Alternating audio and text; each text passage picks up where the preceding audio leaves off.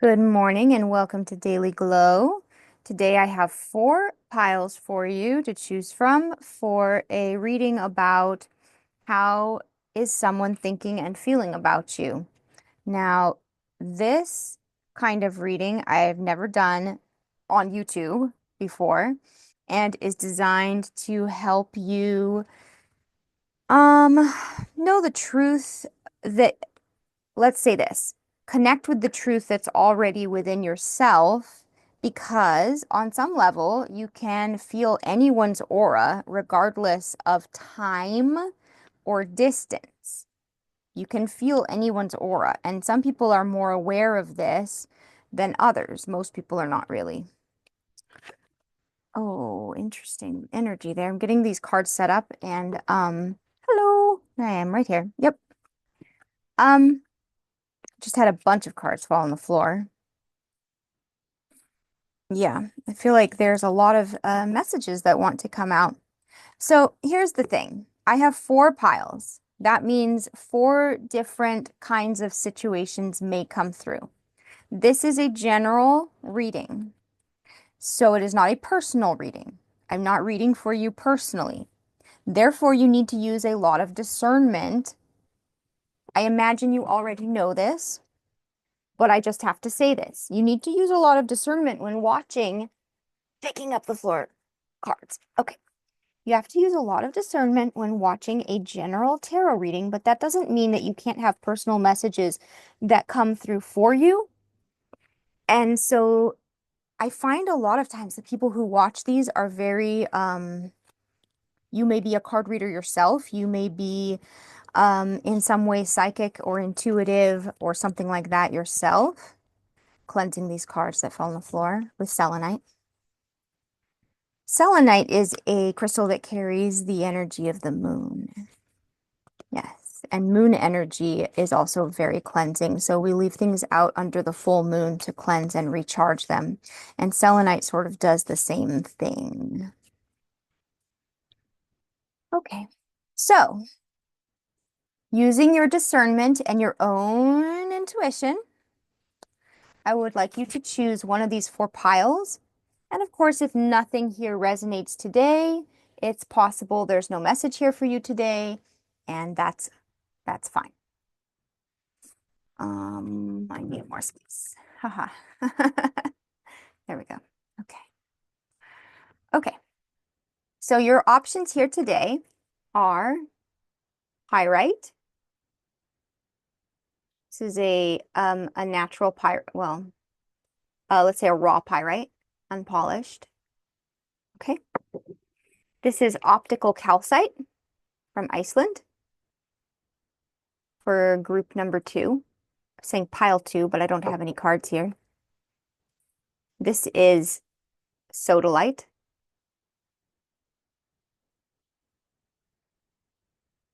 And hematite for group number 4.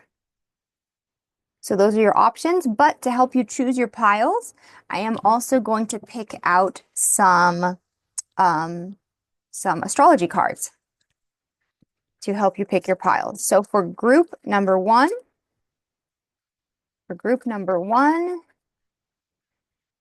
to help determine which group is the correct group for you. Oh, thank you.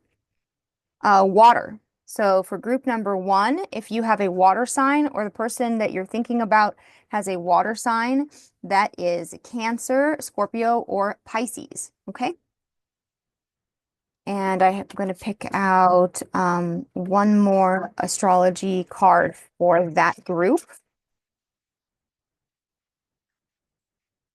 Thank you.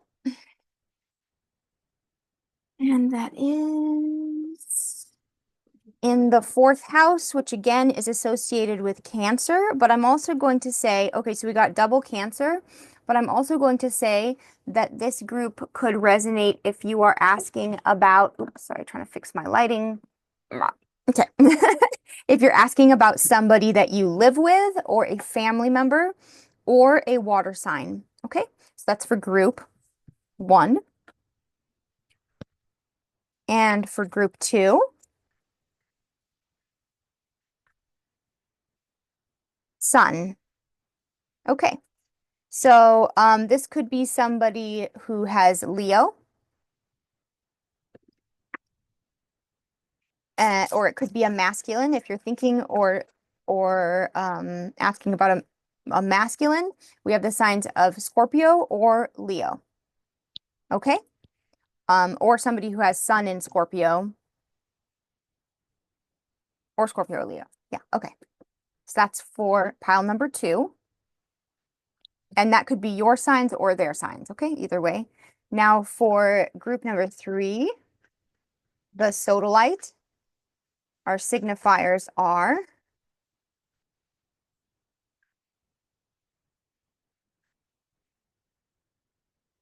Yod, destiny. Yeah, the Yod is called the finger of God. It's actually a geometric aspect in astrology, and so there's not that's not a sign. That's just you know, the hand of God, fate. Do we have a sign? Oh goodness, we've got a couple come out. I'm going to take all of them that came out. So we have well, two came out, Libra and 11th house. So this could be about somebody who's a friend, somebody in your larger community within your network of connections, or somebody that you only know online. And the sign of Libra came out. But I'm going to guide you to not just go by the signs, because the signs can be associated in ways that you may not understand. For instance, if your composite chart has Libra rising, Leo rising, or something like that, people don't know what their composite chart rising signs are. So you should still choose intuitively whichever pile feels correct for you. For group number four, your signifiers are,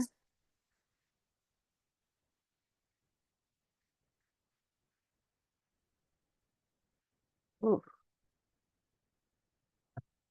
that was a resistant energy.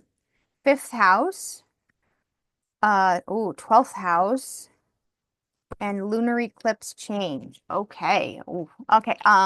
Fifth house is, I'm gonna interpret this intuitively, okay, because the fifth house can refer to a few things, but in this case, I'm not liking the glare from my light. I'm gonna actually just turn that.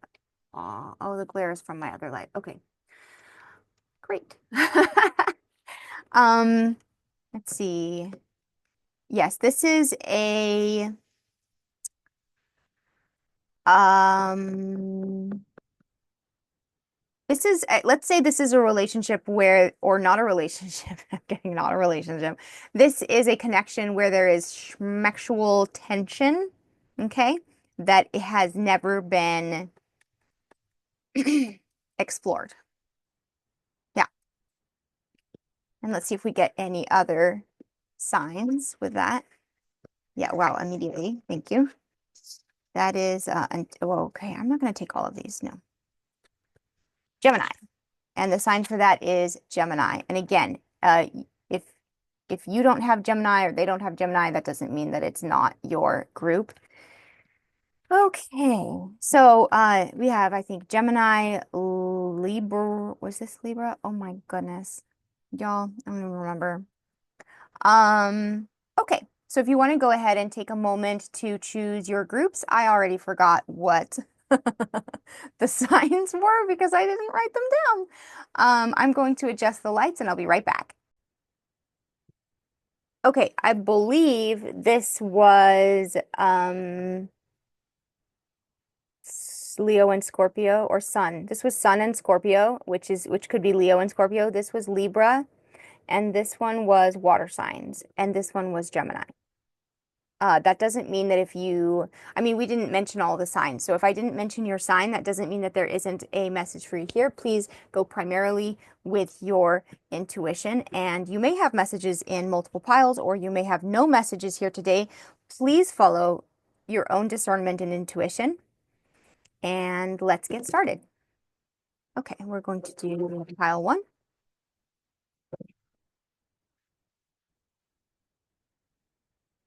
So the first thing that I'm going to do with pile one is get into some more signifier cards, some more cards that are going to kind of describe the situation that you're in.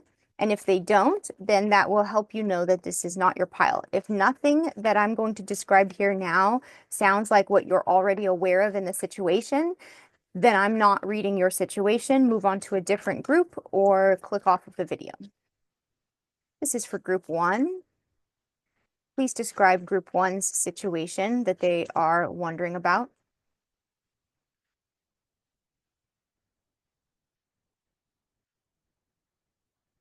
Coffin.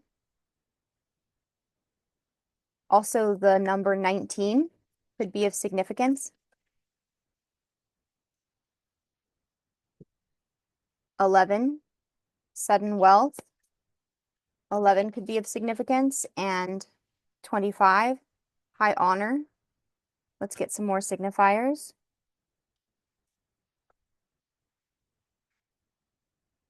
This is the awareness that you already have of the situation. So nothing that I'm reading right now should come as a surprise to you. I should be kind of describing what you already know or think about this situation. This is the part of the reading that's for signification.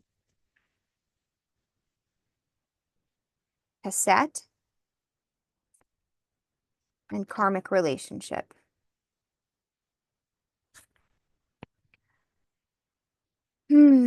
Cassette, I'm getting intuitively something a little bit different than what it says on, yeah, and camera, yeah, and photograph. Yes, okay. I think this is, okay, I'm getting a past relationship. The idea of a karmic relationship does not mean a negative or bad relationship. It means a relationship where you two came together probably from a place of trauma and wounding, and you help each other, whether that's experienced as being a positive relationship or a negative relationship.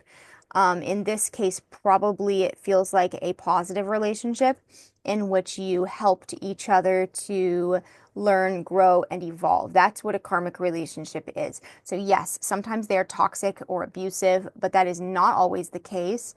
Many karmic relationships are really sweet and tender. But this is a past relationship. This is something that you just can't necessarily get out of your mind, and you probably find yourself replaying old memories, looking at old pictures, and that's kind of where you're at right now. And it's also possible that someone died. The relationship is totally over, but also the person, so I'm getting two scenarios. Either the person died or the person left, or it's possible that you left the relationship. Interesting.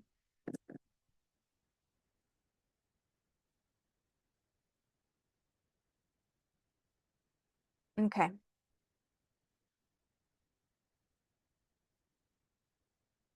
Okay, and let's get how you feel about this person.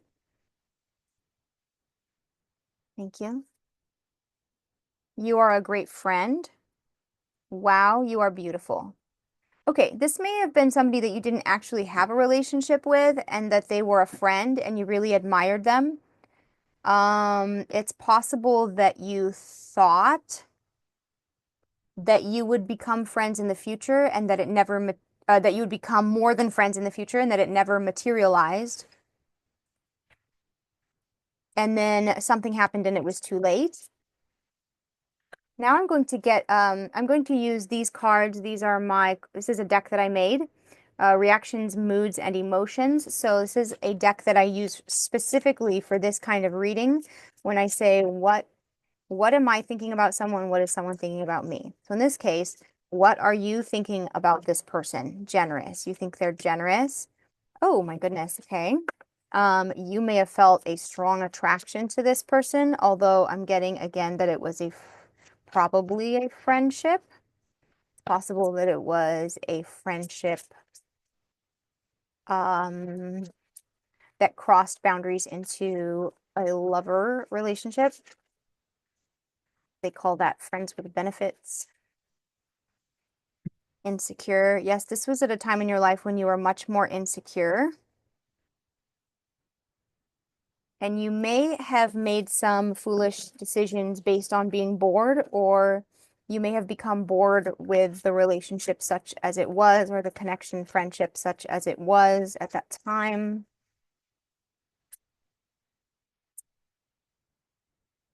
How do you feel about this person now? How does group one feel about the person on their mind now?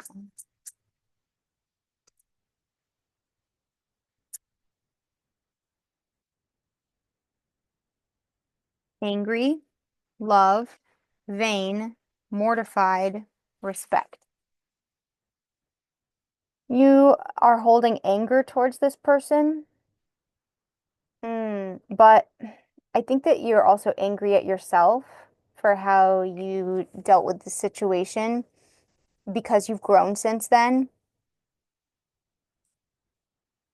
Yeah, you don't feel good about how this went down or what happened here. Either you didn't feel respected, but I'm getting that you feel like you didn't fully respect them. It's possible that the situation just may have not been respectful either way or not fully respectful. Okay, if that resonates, I'm going to go ahead and start this reading as per what are they thinking about you, or what messages need to come through for your edification about this connection. But if this, what I've described so far, does not resonate at all, then go ahead and choose a different pile, or I will see you in another reading. Okay. Now I'm going to ask, how does this person feel about you? What do I need to get first? Okay. Okay, I'm being guided to ask actually, what did this person feel about you? Misunderstood. It was a joke. When we get into a routine. Hmm. Things may have gotten very routine and boring with this person. Also, I know when people are young, a lot of times they just do a lot of joking, and they may not be very comfortable with vulnerability and authenticity. They may have been afraid that it was all a joke to you, that it could have just as well been anybody else who was around. It felt like the relationship wasn't going anywhere. It's possible that you or they were preoccupied. I'm getting the feeling more so that you were preoccupied and that they didn't feel very important to you at that time. I'm sorry if this is triggering. I hate bringing forward messages like this. If this is too triggering for you, please just click off of the reading. It's possible that this is not your reading, but this is the message that's coming through. Okay, this person on your mind. Oh dear. What did they value about you was the question I had in my mind when that dropped. Peace. So they felt peace with you. They felt peaceful with you. Um, Also, it's possible that you or they may have had long dark hair, or possibly been of Asian descent. To become whole, first let yourself be broken. Yes, this was a karmic relationship based on mutual healing. And so regardless of whatever negative things may have happened, maybe you guys took each other for granted a little bit or something like that, they felt so much peace with you. That's what I'm getting. They felt a lot of peace with you.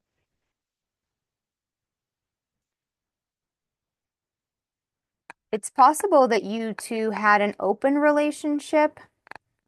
Let me get more information on that.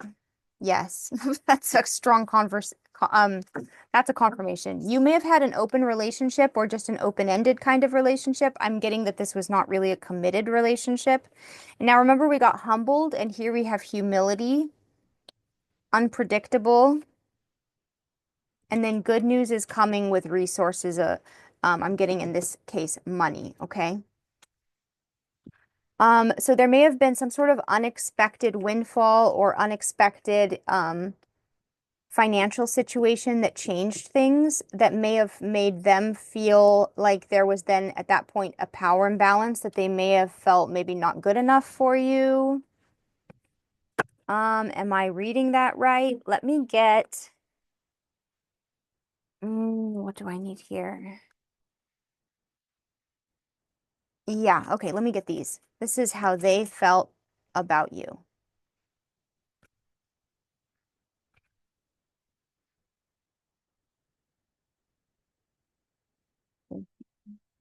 Paradise. Oh my God, that is so sweet. Happiness, expansion, joy, playfulness, oneness, enjoying each other. Yeah, they really enjoyed being with you. That's so sweet. Mirror. Yes, mirroring each other, self-image, relationships reflect our wounds, introspection, and the runner. Yeah, somebody, this is the second time I got this. I didn't show this card previously, but somebody was running away or somebody was avoidant in this relationship. And cassette came out again previously. So you guys are mirroring each other's energies because these both came out for how you felt about this relationship. And this is how this person felt about this relationship. And actually, this card came out before too. It was too many cards. I didn't take all of them. Um, and then the Grim Reaper. Yeah, I'm actually getting that this may have been somebody who passed. And if not, then I mean, we got the coffin and we got the Grim Reaper. Oh my gosh, I'm like really sad. There's a lot of sadness there. I may be feeling for, I may be feeling somebody who has lost someone, and I'm just, oh my God. Okay. Um, okay. Okay. Now that we have got that out of the way, that was how they felt about you then. That was the situation then. What does this person want to say to you now? What did they value about you? This is what they want to say to you now. Creation. This is what they want to say to you now. Creation, alignment, and vulnerability. Oh my God, I'm gonna cry.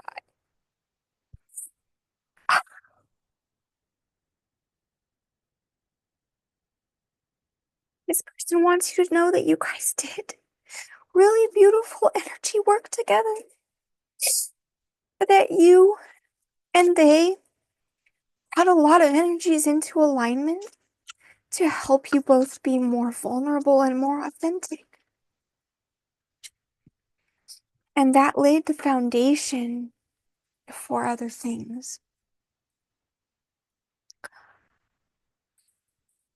No. Okay.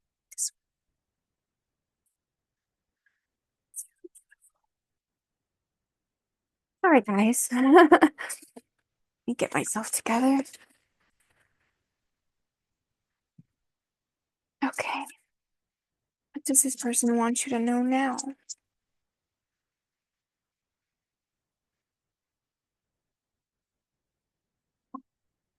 Make a mission statement for your soul.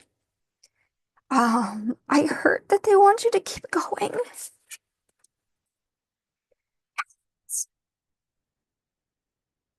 Yeah. Choose who you are becoming and celebrate your wins. Yeah. Oh, and this one fell off. Okay. Your past supports your future. Yes. They they support you. Everything that you two went to together supports you now, and they don't want you to stop. They want you to keep going. And they want you to be who you want to be.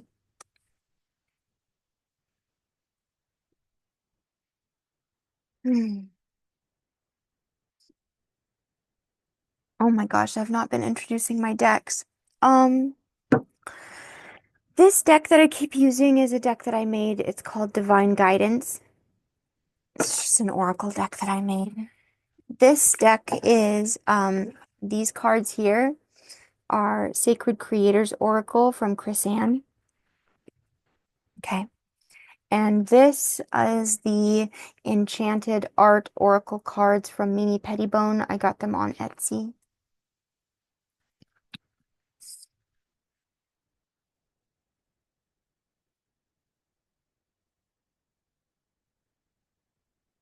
What does this person want to say to you now?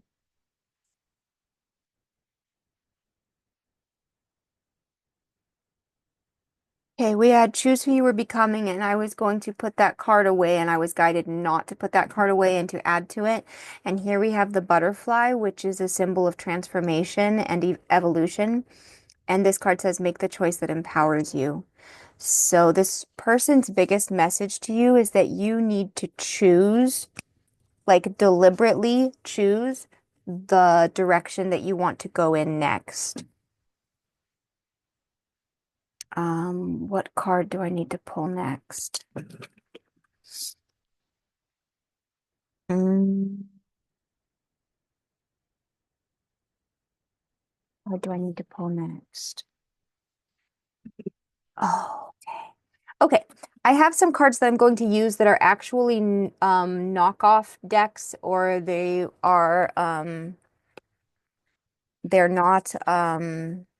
not originals. And yeah, I'm working on um replacing them. I'm working on replacing them with the real thing so that we can get money to the artists and creators that actually made them. This one is The Secret Language of Light. This one's out of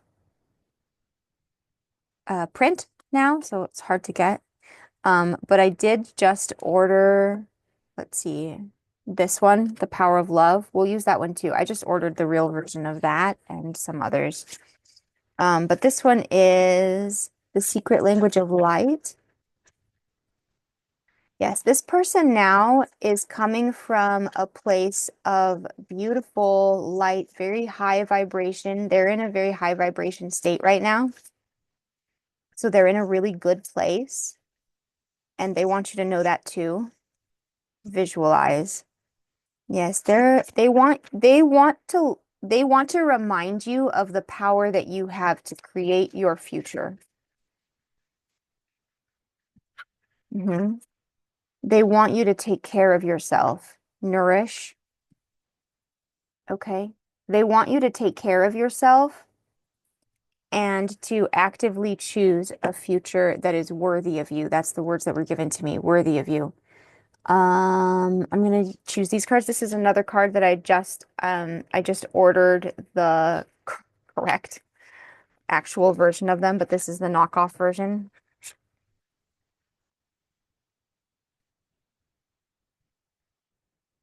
Yeah, you have to watch out for these fake decks. They're like everywhere right now.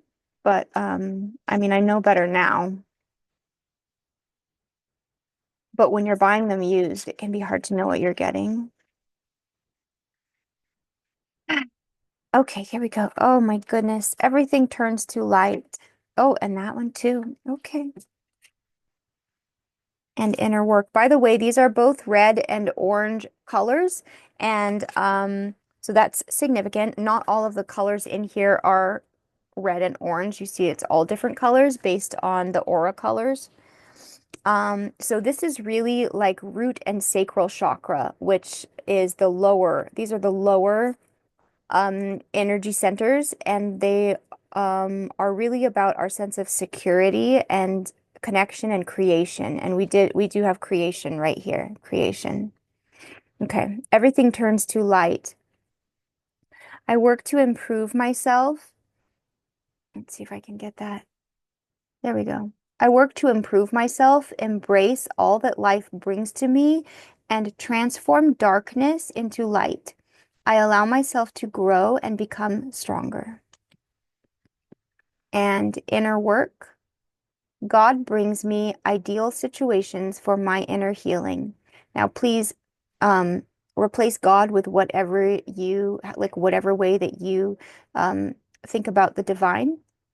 That's valid for you. As I become aware of my weaknesses, I turn them into strengths. I direct my thoughts toward the light and see the positive side of every stage of my life. Darkness turns into courage. Thus, I get stronger. This person doesn't want you to be stuck in the grief and pain of the past. They want you to transform it into strength and courage and taking care of yourself and celebrating your life and choosing your life and enjoying your life and moving forward in the best way for you. And that's the message for pile one. My goodness.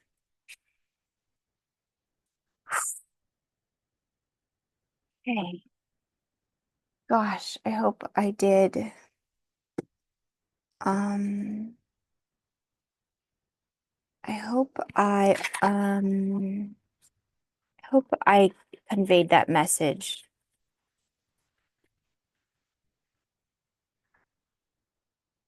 to the degree that it should have been conveyed. I don't know what I'm trying to say. That was just like, that was a lot. It can be hard to translate sometimes what I'm getting. Mm.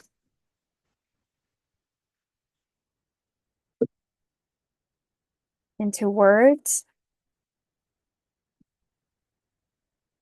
I'm not going to be editing out the in-betweens. I'm just going to kind of put these away and chat a little bit while I set up for pile two. Oh, aw, I don't know who this message is for, but I don't know. I just cut it here. I don't know why I did that, but express your creativity in a way that is fun. Yeah, you should do that. Okay.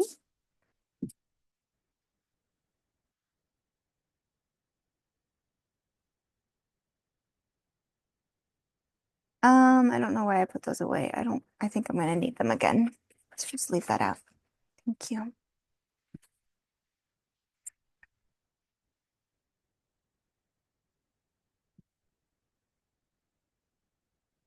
It's my baby selenite. See? Yep, there's my baby selenite. And big selenite. There's my big selenite. My baby selenite. Okay. Pile number two. Okay. If you chose optical calcite, pile number two, welcome to your reading.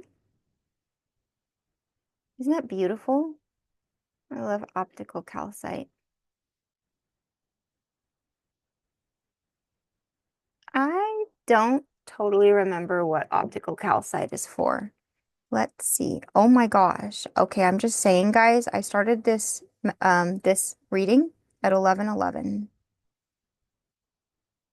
Optical calcite, I don't remember.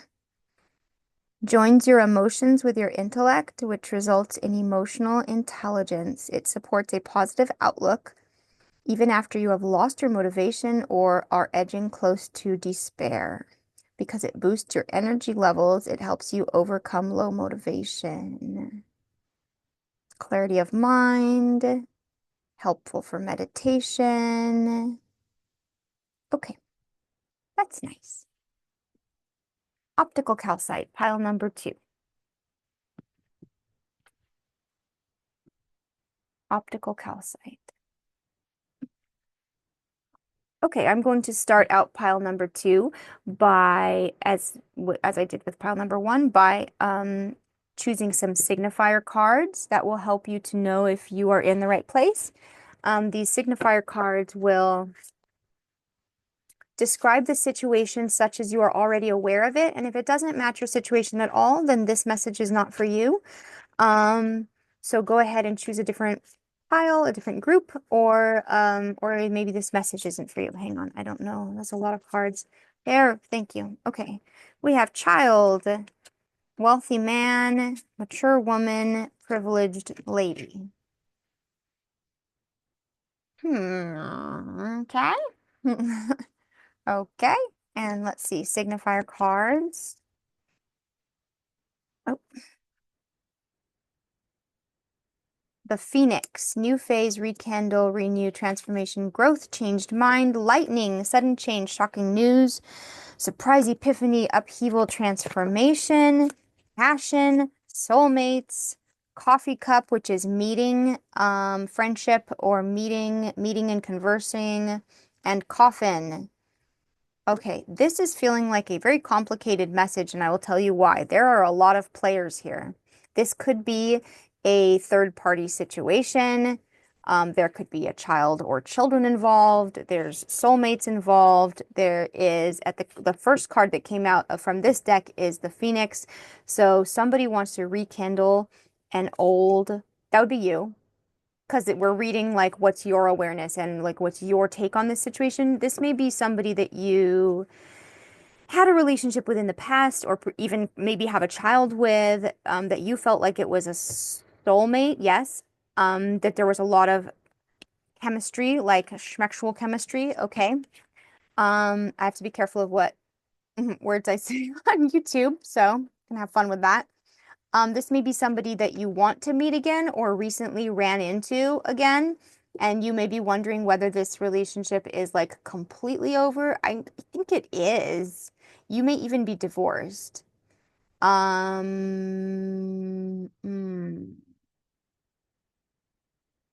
don't know. Let's read a little more. Uh, this is more signifiers for how you already know that you feel about this person. So none of this. Yeah, we already got Leo. Remember that? We got the Sun and Scorpio. Those were the signifiers for this. And now we're getting Leo and Jupiter return. Jupiter return. What is that site? Oh, that's 12 years. Okay, so this could be somebody that you knew from 12 years ago. Holy shoot, y'all. That. Okay. It's a long time. Okay, yeah. Okay. Yeah, Jupiter return is every 12 years. So the ages that we have our Jupiter return at would be age 12, age 24, age 40, age 24, I can do this, 30, 36. I only do math for a job. Age 48, age 48, age 60, 70. Oh my God. Okay. Any more signifiers for this?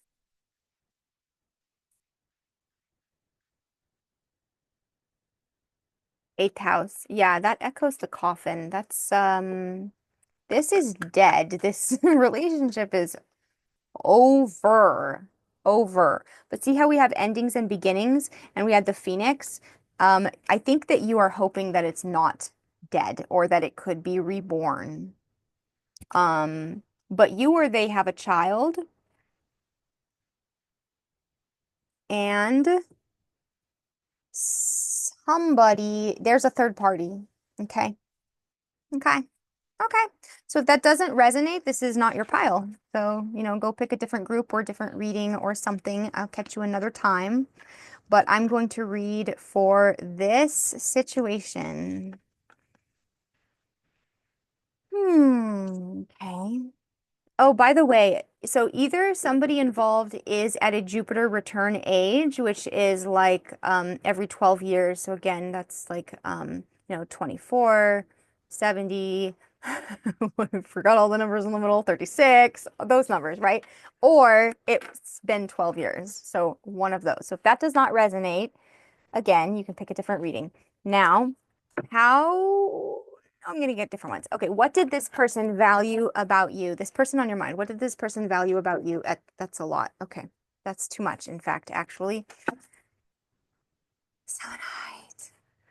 What did this person value about you at the time? That you guys were originally dealing with each other. Aw, they thought you were really healing, like your energy was like sunlight. Oh my gosh, we got the sun, remember? That was the first signifier card for this group. Yes. You feel like the sun to this person. Baggage, but you or they probably both had a lot of emotional baggage or just had a lot going on in your lives at that time. Yeah, something about the very core of your foundation of your life was probably in flux or theirs? Yours or theirs? Yeah. Somebody was dealing with a lot at that time. No. They thought you were really fun. Yeah. They thought you have like a playful energy, and that's what they valued about you. And network. Um, hmm. Mm, they may have valued something about your social network or something about like I don't know. I don't get it. Yeah, okay. That card tried to come out before and I ignored it because I thought that's energy from pile one. That card came out in pile one, but it is coming through again. They feel peace with you. Peace, sunlight, healing. Yeah. They thought you had a really good energy. Actually, okay, I'm getting with this that they may have they may have actually connected with you on a social network and they enjoyed your posts. If you created like online content, that it made them feel, I don't know, it was like peaceful and sometimes like fun. And they felt like there was like a good energy with you. Um, you two may have fought. You two may have fought a lot, or they just thought that you were like a very argumentative person. But they actually liked that about you. They liked how spunky, I'm getting spunky. They like how spunky you are. Okay. And then what were they thinking about you at that time? Because again, I'm reading it this way because this is a past relationship that is, oh, so in love. I'm going to ask you to take a deep breath to be careful. Holy shoot. Okay. They may have felt like they had a surprising amount of feelings for you. Um, that they felt scared of how they felt for you and that they felt like they needed to take a step back. Let me just verify that. How did they feel about you? Um, wow, that's a lot of energy. Yeah, when they do that, that's a lot of energy. Humiliated. Holy Okay. I don't know, guys. Humiliated? Why humiliated? Cleansing these. Disdainful. Goodness. Confused, terrified. Okay. You scared the crap out of them, or this connection scared. Sorry. Jeez, I am trying so hard not to say certain words. I'm not doing very well. Okay. Yeah, I don't know. Why? Okay. How were they experiencing this at the time? Why were they having these feelings? X. Breakup, separation, stop the pattern, silent treatment, abandonment, and not today. Not dealing, hurt, they avoided you. They were dealing with something. They may have just broken up, or they may have had a pattern that they were trying to break a pattern. They I feel like they really couldn't deal with you and they really couldn't deal with their feelings for you at that time.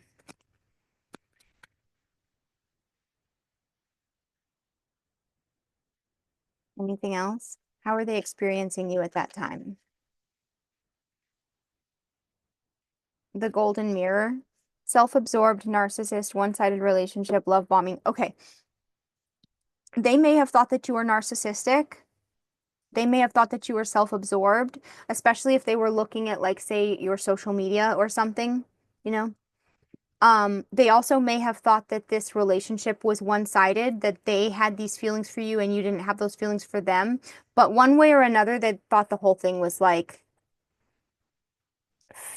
fake, not fake, but like not healthy, like not healthy, not balanced, not right, and not today, and it's not something they wanted to deal with, not something that they were prepared to deal with at that time. Okay, now we're going to shift to the present, and it's more selenite over everything. How? Oh, let's see. I'm actually getting um Do they think of you anymore? Do they think about you now? Never. Holy shoot, guys, if this is triggering, I am so sorry. This may not be a reading, or this may be the hard truth that you need to hear. Does this person think about group two anymore? You got it? Does this person think about group two anymore currently? No, they don't. They don't think about you anymore. Wow. Okay. For the sake of closure, if you were to be able to have a not a relationship, a conversation, yes, a conversation with this person, this is my real conversations deck that I made. For the sake of closure, what would they say to you now? This one fell on the floor. It's just amazing.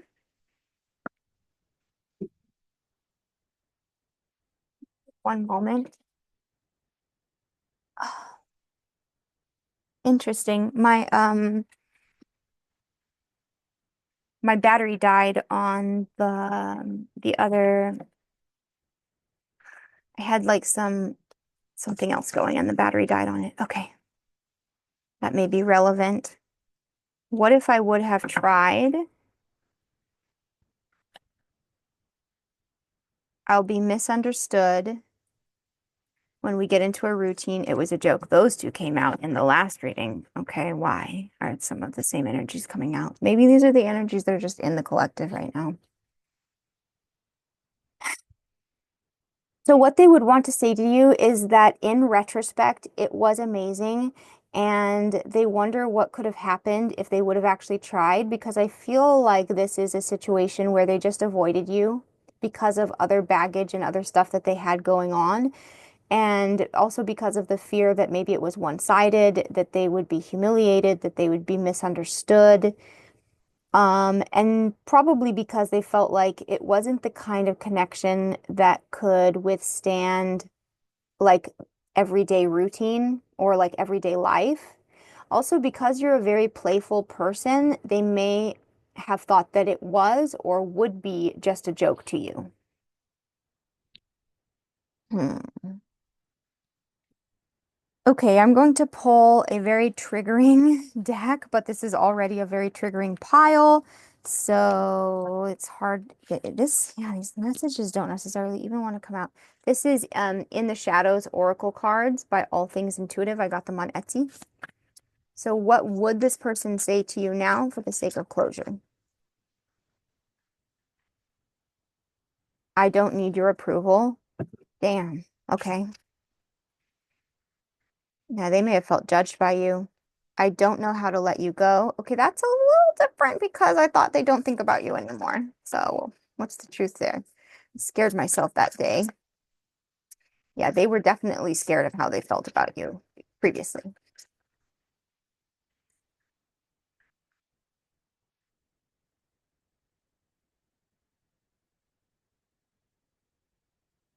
And that's it. Okay. Thank you.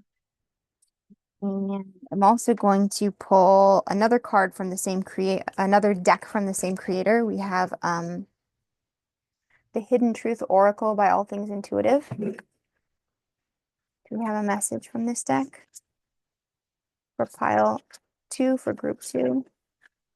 Finding out the truth crushed me.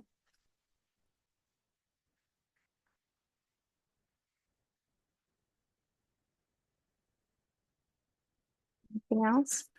Nope. Okay. Thank you. And I'm actually going to get this deck. This does not have to be a twin flame relationship. Okay. All right. I'm just using these cards because I feel called to use these cards. So these are Twin Flame Journey Messages by Mystic Moon Oracles. Yeah. I'm in a much better headspace now. I feel safer in the silence. I should have been more honest with you about how I was feeling at the time. Yes, those messages definitely match with what we were getting before. Um, This person is doing better now and they want you to know that. Yeah. And also the reason that they didn't, really like deal with you before in whatever way that they sort of like just avoided this, it was the message that I'm getting is it wasn't really you. It was just based on whatever they were going through at the time. Yeah. Um, kind of guidance do we need? Okay, this was the Enchanted Art Oracle cards by Mimi Pettibone. I got these on Etsy. Let's see if we have some messages here. Oh, yeah, immediately. Spend some time on self-care. Okay, yeah, you guys, that is so important to just focus on yourself and taking care of yourself. Listen to the still small voice within. Yes, please focus on your own intuition. Let's pull the Power of Love cards. Now, this is a knockoff deck that I have, but I just ordered the real version of this because yeah, because I want to credit the actual creators and like support the actual creators of this deck. This is the Power of Love activation cards by James Van Frog. I don't know how to say his name. And this is advice for group 2 or pile 2. Commitment. You dedicate yourself to beliefs wholeheartedly, knowing that love is the essence of your very being. I did get this was a third party situation. Yeah, somebody's in a commitment. Friendliness. You are able to recognize traits in common with another in order to forge love-based connections. Ownership. You acknowledge your misdeeds and accomplishments alike and learn to love them all as lessons. Wow. Okay, a lot of cards came out from this deck. Patience. You are able to let the universal energy of transformation move according to its own loving rhythms. And individuality. You leave your unique stamp of love on everything you do. So this is advice for you regarding this situation. If you are in a commitment, please keep your commitments. If this person is in a commitment, please honor that. If you do have the opportunity to connect with this person, you can do so on a friend level. And maybe that's what you need to work on. Maybe you need to work on being a friend and being on, gosh, okay, like on a kind of I'm trying to translate the energies that are coming through on a kind of like higher sort of unconditional love where you can just be friends with people and not like put expectations on them. You are working on taking ownership for your own part in situations and not just blaming other people. Um, yeah, acknowledging every part that you played, whether it seems good or seems bad to you. Um, and just learn to love it all. Having patience with the situation, however it is unfolding, and definitely being yourself. Yeah, there's some kind of lesson here about being yourself and letting other people be themselves. Yeah, but not changing your vibration or not changing your resonance to like try to get on somebody else's level. Um, to try to connect with somebody else um by sort of trying to meet them at their resonance. Does that make sense? Like we do that and then you lose yourself. So being yourself so that people who are on your resonance can meet you there and also can recognize you. Thank you. Any last messages? Yes, I'm being told to get some more last messages. Okay. Um,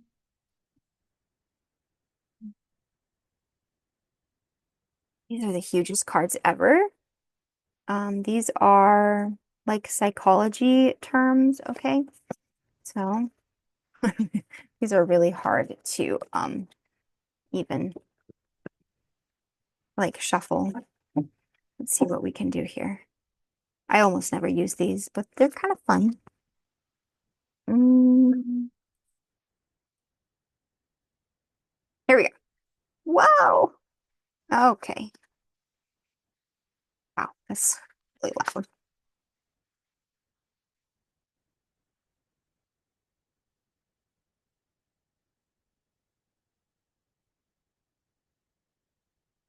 Rationalization, self-esteem, avoidance. Yeah. And yeah, matches with what came out before. Yes, somebody in this relationship, it's not a relationship, thank you. Somebody in this connection is avoidant.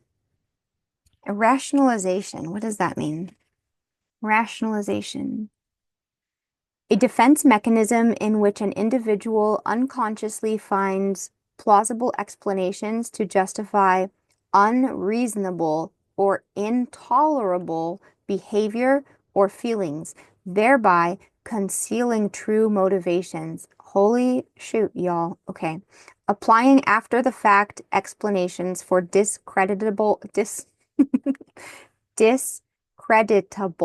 actions characterized by defensive indignation, misrepresentation, self-righteousness, storytelling, lack of self-awareness, inability to accept ignoble parts of self, adolescence, peer pressure, or guilt. Wow. Well, sorry for calling you guys out like that. Avoidance. Withdrawing or avoiding threatening or undesirable situations rather than dealing with them. This is also, though, avoidant is an attachment type. That's what I'm getting for that. Self-esteem, I think we all know what that means, but we have the judgments placed on one's self-concept, self-evaluation, the internal sense of one's own worth, entitlement, competence, intelligence, acceptance, likability, lovability, and attractiveness, derived largely from lifelong messages and experiences characterized by low self-esteem, which would be hang dog eyes. I don't know what that is. Self-critical remarks. Self-critical remarks. How many of us do that? Inability to follow through on desires. Poor fashion sense. Wow, that's feels unnecessarily hurtful. Pessimism and overly high self-esteem. Pomposity, arrogance, and entitlement, all to mask perilously low self-esteem, most likely repressed. Okay, this is kind of a funny deck. Yeah. Okay, so somebody here was avoidant, probably because they have low self-esteem. However, I'm feeling like it could go either way. I feel like everybody here may have rationalized their decisions, and actually, I kind of feel like somebody may have been avoidant and somebody else may have had low self-esteem, whatever. Take it as it resonates. I am personally finding myself wanting to know what is going to happen with this connection, such as it is, going forward into the future. So I'm gonna read on that real quick. Okay. Um, is anything going to happen with this connection in the future? Acts, breakup, separation, stop the pattern, silent treatment, abandonment. I would get that, I'd take that as a no. Ascending, transcending obstacles, learning, expansion, new phase, preparing for union. Or could be with somebody else. Kisses, unconditionally loving, giving and receiving affection, falling in love. So again, the message that I'm getting here is that whether it's with this person or not, and it's probably not, but I don't know. I could be speaking to a couple different people here. There could be a couple different situations going on here. So the thing is that you need to ascend to a higher vibration, as it were. Like you need to raise your self-esteem, um, face your avoidant tendencies if you have that, and learn to love people unconditionally. Like learn to actually love people for who they are and not for what they can do for you. And that would prepare you for whatever is next that's best for you in your situation. Hmm.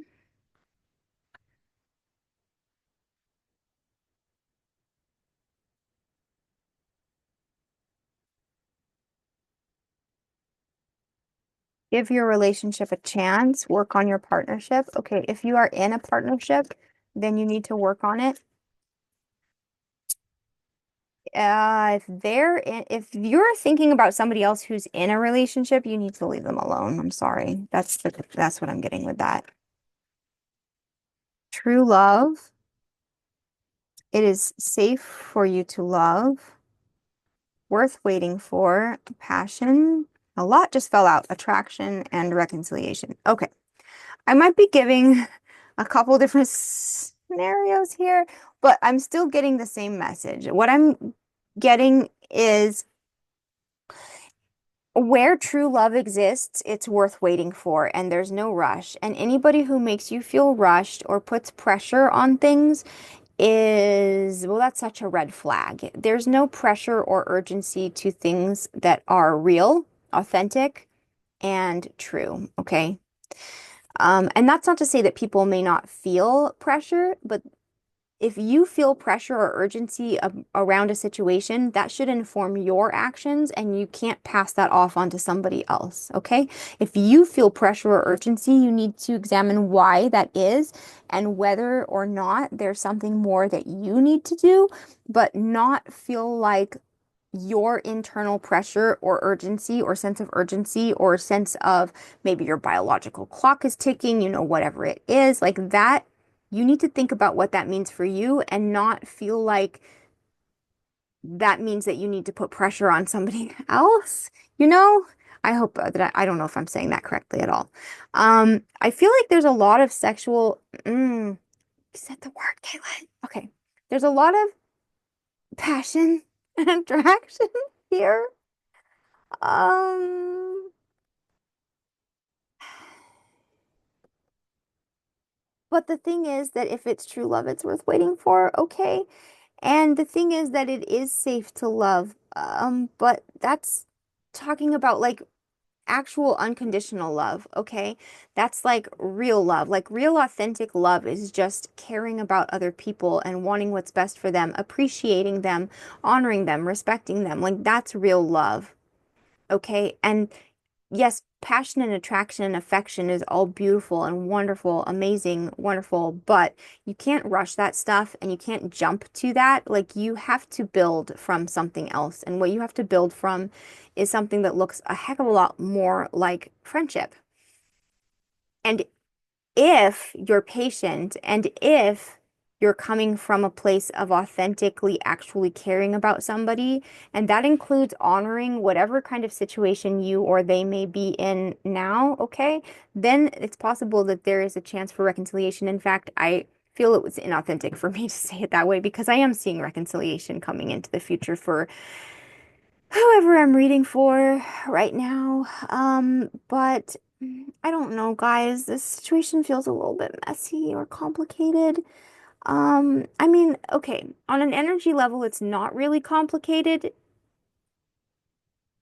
Things may seem messy and complicated to me, to like on a human level, on like a 3D level, but what I'm being told is it's not really complicated because you just need to be actually unconditionally loving. I don't like the word unconditional because I don't like the idea that we put up with crap from people like no matter what they do. Like that's not really what that means though. It means that if you love somebody, you want what's best for them and you want what's best for you. And that's not necessarily like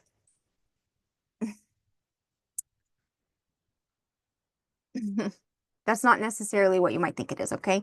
Healing family issues, yes. Let go of control issues, yes. Religious factors means that there may be differences between you and give your relationship a chance. Okay. It may be that, okay. It may be that if neither one of you is in any other sort of situation, it may be that you never gave this connection a chance. Like you never gave this a chance, and it's possible that it's because there are religious differences or just other differences between you two that are significant enough, and that you needed to kind of let go of things looking a certain way that you thought that they were supposed to look. Remember there was a child. It's possible that one or both of you, didn't move forward with this because there were children involved. But again, could be because there were religious differences. Even like, okay, even like if somebody's an astrology girly and somebody else is like an atheist, like that can be considered religious differences. Yeah. If you just don't see eye to eye, like you have a different worldview. That's what I'm trying to say. If you guys have a different worldview, that may have been an issue in the past. Also, family situations such as children may have been an issue in the past. Maybe somebody wanted children, somebody didn't. Maybe somebody had children and somebody didn't want children. I don't know. I'm just saying, mm, calling in your soulmate.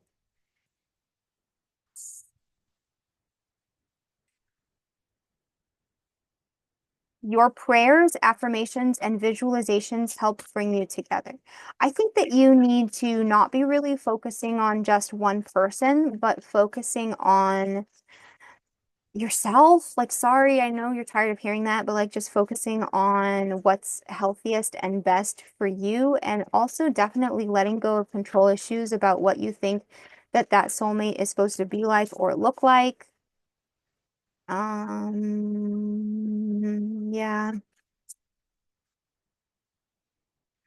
Do I have any messages from this deck? No. Okay. Oh, fine. Oh, this one. Okay. This is this is the Sacred Creators Oracle by Chris Ann.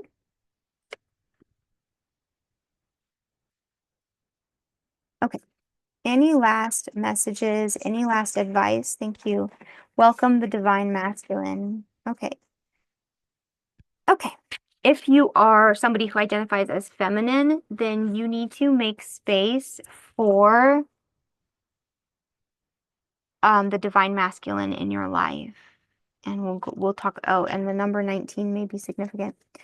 If you are a divine masculine, or let's say if you identify as somebody who's a masculine, then you need to welcome, you know, the divine version of yourself. Like you need to step up to the next level, or need to welcome the divine masculine. I feel like these people are very independent and they need to, I'm potentially getting a female energy who is very independent and doesn't let people in. Somebody may have issues with men, but I actually feel like that's changing. Yes, somebody's elevating. 57 may be relevant. We have the numbers 19 and 57. Oh, okay. If you're asking about a divine masculine, then I feel like they are evolving into their divine masculine. If you are a divine feminine or asking about a divine feminine, then you are evolving to allow yourself to connect with men in a higher way, in a more evolved way, so that you are a match for a more evolved man.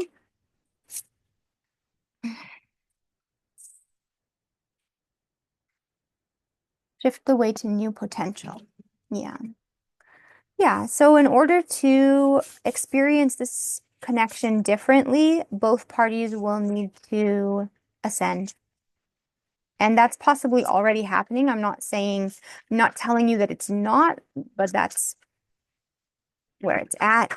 Good Lord, there's a lot of energy here coming through. Okay, so I'm going to say there's a lot of energy coming through for the future because I'm asking about guidance for moving forward, getting back to elemental. That's like getting back to the basics. Inflow with money. These are the messages that are coming through for the future, and it's a lot of energy.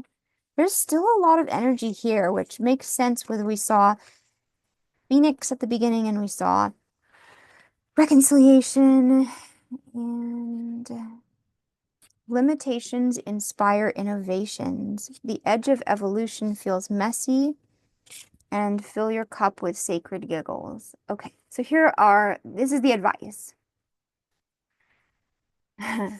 Sometimes change and evolution and like you're actually becoming a better person, but it may feel unbalanced and messy. It doesn't always look perfect. It doesn't always look aesthetic. It doesn't look the way you think that it might look. It may not happen the way that you think that it is supposed to happen, and you have to let go of control. Make sure that you have fun. There was a playful energy here, like at the beginning, as far as like how this person saw you. And that is like a basic part of your authentic self, and their authentic self is that you are supposed to have fun together. Embrace the limitations. They're not there to confound you. They're not there to stop you. They're not meant to be obstacles. They are meant to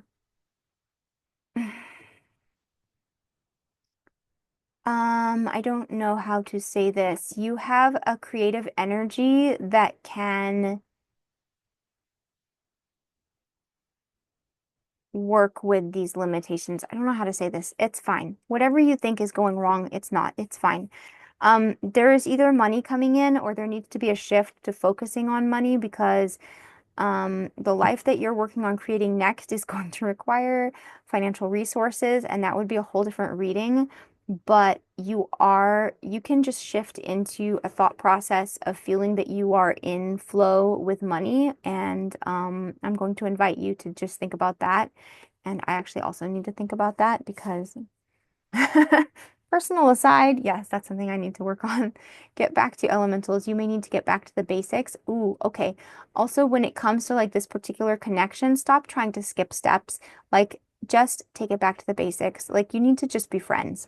Okay? You just need to be unconditionally loving with this person and just see what evolves from there. There's like a lot of energy here, and you need to back it up, take a breath, take a seat, and just go back to the beginning and start over. Yeah, okay, cool. That's it. That's pile two. Thank you so much for sticking around for this reading. If you did, I'm so sorry if it was triggering. Um, yeah, and maybe I'll catch you again in another reading. Okay, thank you, pile two. All right, I'm going to wrap it up and move into pile three. Good Lord in heaven. How long have I been doing this? It has been, I don't even know. Oh my God, that was a long reading. Okay. Yeah. Okay. Jeez Louise. Okay, I guess I don't know what I expected when when I'm doing a reading about like how you feel about somebody or how somebody feels about you. It's like, I guess this is the kind of stuff that does come up. Okay, sodalite, yeah, because these are people that you've had issues with, so that you want closure around. Makes sense. It's been a little heavy. It's been a lot. Okay. Okay, let's see. Welcome, pile three. If you chose pile three or group three, this is your reading. The last two readings have been a little, kind of a lot. Yes, kind of a lot. So for all of our sakes, I'm hoping that this is a better reading, a different reading. I don't know. We'll see. I guess they weren't bad readings. They're just, people have questions about things sometimes that feel kind of heavy, and they are heavy, and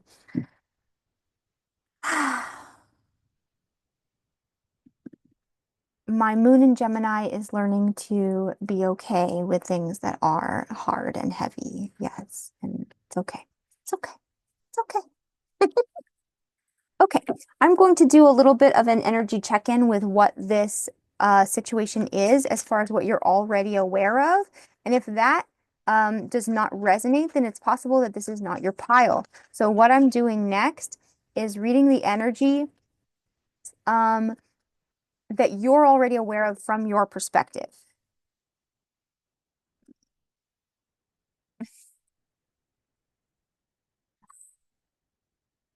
Oh,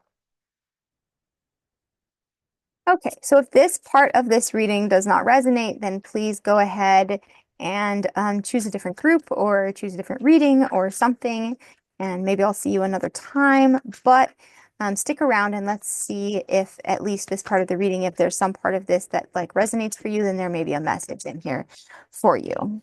Okay. And this is the reading, this is the situation, such as you are familiar with it. And it's coming together. Bear with me. So this was somebody that you were familiar with, or somebody maybe that you didn't know, but they felt familiar to you. Okay, so either somebody that you know very well, or someone that you feel like you've known them forever. This was somebody who rejected you, either, or you rejected them. Somebody asked somebody out on a date and was rejected. Okay, somebody felt that they needed to be patient. Oh, that is entirely too many. I am not accepting all of those. Privileged lady came out and concern. We have material and privileged lady, so somebody may have, oh, and this one fell too. Release. Yeah, somebody let this, this is a connection that you let go of already. But somebody may have, good Lord. Give me a second. A lot of cards fell on the floor. Hmm. Okay. Okay, the two that were most visible, I'm going to take. We have coffin and marriage. That one came out first. So I think, again, somebody may have gotten married and that, that let you know that this was like definitely entirely over. Or you may have hoped that you would marry this person and that definitely didn't happen. One way or another, you've had to release this relationship. It's possible that there was a financial situation that you felt you didn't have enough money for this person. If this was a woman, she came from a very privileged background and maybe perhaps expected or was used to a certain lifestyle, and you felt like um, you couldn't sort of meet those expectations. I'm also seeing in this card there's a C. There's the letter C is kind of hidden in the roof of the pergola. I never noticed that before. The initial C may have significance. Also, we have the numbers 3, 19, 12, and 33 may have significance. Okay. Do we have any more signifiers? Yeah, there we go. If none of this is resonating at all, then this is not your pile, but let's see. How did you feel about this person at that time? How did you feel about this person at that time? Regret? Oh, this is how you feel now. Friendly, impressed. You may regret that you only treated this person as a friend because you were actually really impressed with them. You may have held back in this situation and then regretted it. How do you feel about this person? This should not be news to you, by the way. If this does not resonate, then this is not your pile. Secure, accepting. You may have felt very secure at the time, and it seemed like, or you are a very secure person and you have definitely comes to terms with this. Like it's definitely not eating you up inside or anything. Oh, dejected. Okay. But it may be something that is still kind of bothering you. It might surprise you that it's still bothering you and you just want some closure around this. How did you feel about this person before? How did you feel about this person before? Cautious. Yeah, you felt cautious. Um, Happy, desire, unprepared. You may have felt unprepared for feelings of desire that came up for you. That may have been a surprise to you. How did you feel about this person? Camera, karmic relationship. You may have felt that it was a karmic relationship. You may have felt that it would have been, that you may have felt that it would have been unhealthy or toxic. Um, and seeing you looking at pictures of this person. Or it's possible that this person, oh, this person, you may have thought that this person was stuck on a previous relationship. Yeah, you may have thought that they were like either involved in something from the past or that they weren't over something from the past. How do you feel about this person now? How do you feel about this person now? How do you experience this situation now?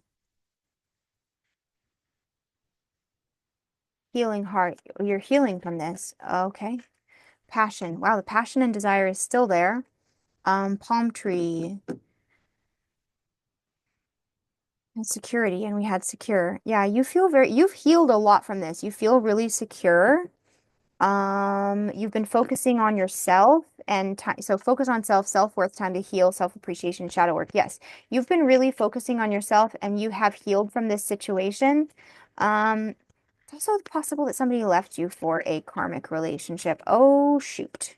We have twin flames, stabbed in the back, heart with a key, and cassette. Okay. You may have felt that this person was your twin flame, or you may now feel that this person, in retrospect, was your twin flame. You may feel that this person stabbed you in the back. I'm really sorry if this is triggering. You may have felt that you met the one, but they were still dealing with something from the past, or one or both of you were dealing with outdated thinking, conditioning, or you may still at this point be just replaying events over in your head, how it happened, and what happened. And yeah, you're definitely still trying to come to terms with what happened there. Okay. So if any of that resonates for you, then this may be your group and this may be your reading, and let's help you get some closure. Okay. First of all, I'm being called to ask for the present day. Um, yes, okay. First of all, does this person think about you anymore? Does this person think about you anymore currently? Yes, they do. Does this person think about you anymore? Yes, they do. Does this person think about you anymore? That's it. Okay, yep, they do. Thank you. And no.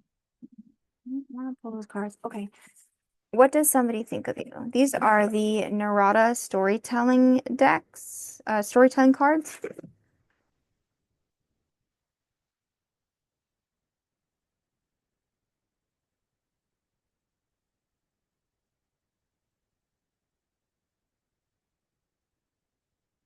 What does this person think about you now? What does what does group three's person on their mind think about them currently? What does group three's big city? Hmm. They think of you as very sophisticated, worldly. Um, mm, they think highly of you. I'm getting sophisticated. They think you're very sophisticated. It may be a little intimidating. Priest. Okay, they think of you as in computer. This person may again look at your social media. They may see what you have like posted online if you have a website or if you have some sort of online presence. They see you being sort of an inspiration or even spiritual guidance to other people, that you're very spiritually evolved and or people look up to you or turn to you for guidance. That's how they see you. Sort of like a priest, doesn't have to be religious. Car accident? Holiday, sports, myth, succeed with business. Car accident? The word resuscitation is on here. We have slippery road, resuscitation, toxic spill. Um, they may have seen this as like a dangerous situation, maybe like escapism with holiday. Um, sports, myth, succeed with business. Myth. They I don't understand sports and succeed with business yet. They may see you as like too good to be true, like kind of larger than life. Okay. Hmm. Okay. Let's see. Clarify. How does this person see? How does your person see you now? How does this person see group three now? How do they experience group three now? Or how do they think about group three?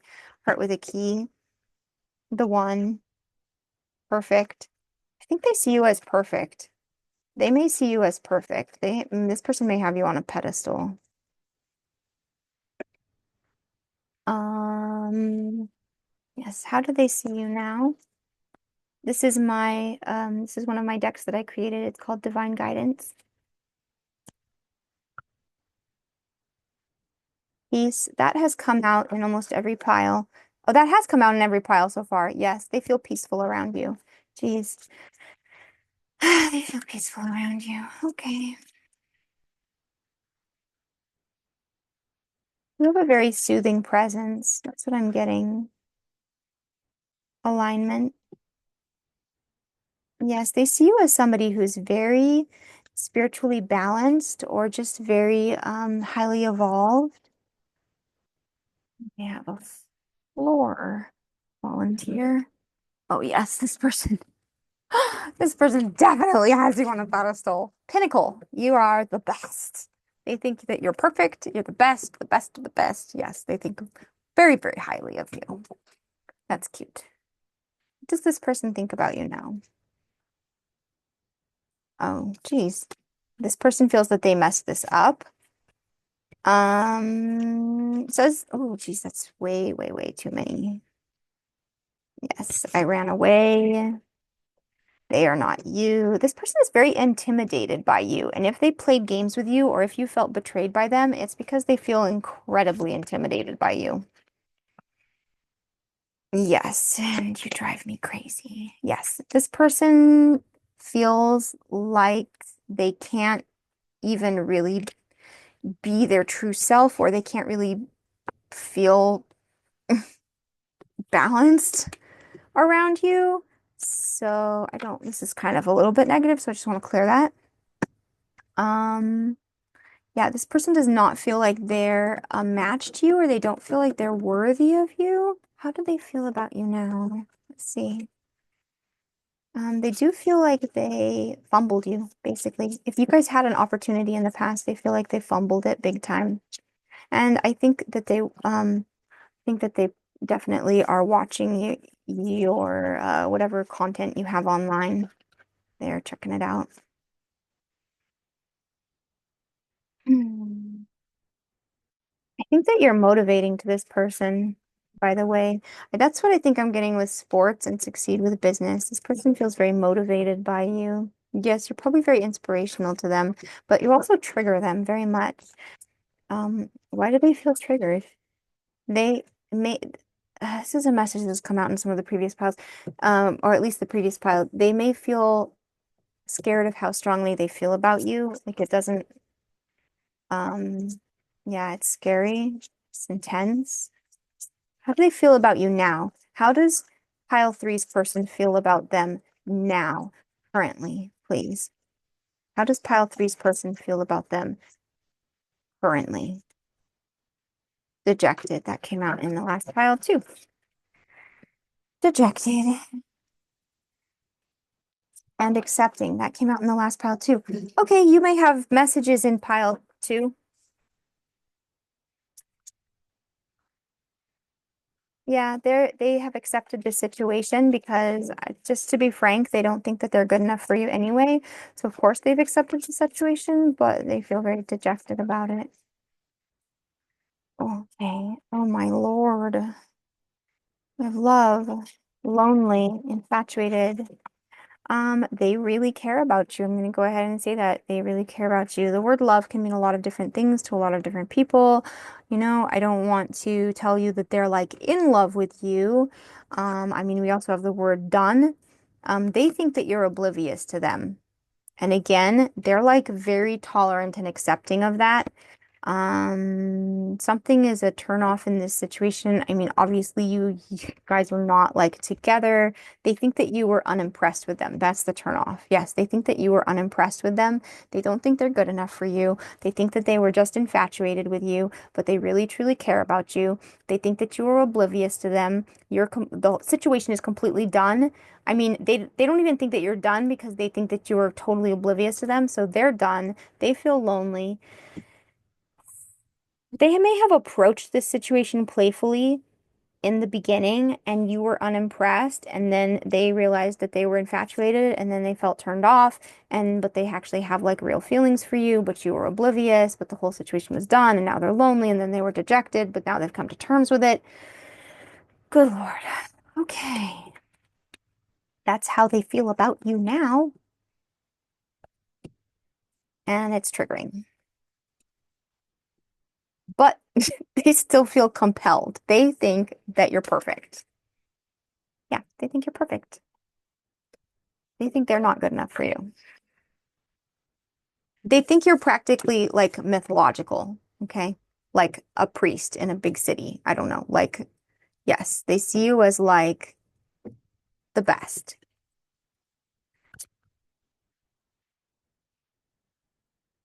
What would they say to you now? Oh, geez, no, no, no. I'm tired of them falling on the floor. Can we all just calm down? Chill. Take a chill pill. Calm down. Take a space. Take a breath. Okay. And like everything that I just said didn't make sense. I'm feeling like this person feels very nervous. Like that's the energy that's coming through. And I'm really needing to slow this energy down because it doesn't feel very grounded right now. So there's an ungrounded energy that just gets, I would say, almost freaked out. Like this energy gets freaked out when it's asked to communicate. So, shh. And then the words were coming out and were not even making sense. So, shush, quiet, slow down, ground, selenite. Thank you. What would this person say to you if they could stop tripping over their own tongue and freaking out? And if they were a little grounded, what would this person say to you if they had the opportunity?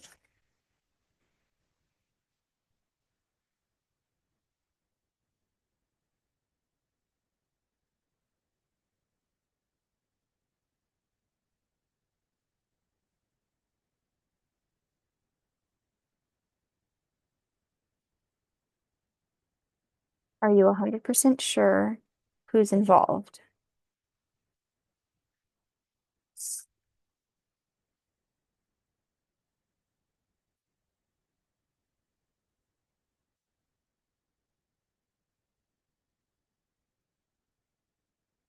Totally connecting. I hear you. This is a weird card to come out. Are you 100% sure for that card to come out first? I feel like this person is very insecure. I mean, why would you ask somebody if they're 100% sure? Like, if you are just beginning a conversation or you are just beginning a connection, or like in most situations, it's not really appropriate to ask somebody if they're 100% sure because I can just tell you they're not. Like, people are not, like, why would you expect somebody to be 100% sure right out of the gate? Like, I don't know. I would, that's weird. And then who's involved? This person may have thought that you were involved with other people. They may have been involved with other people. I don't know. It may have been confusing. Like, this situation was confusing. That's what I'm getting. This, whatever was going on, this situation was confusing. However, nevertheless, they felt that you guys had a real connection and they felt like they felt like they hear you and or they want to hear you. They would like to hear you. What does this person want to say to you? Or what would this person say to you? I'm willing.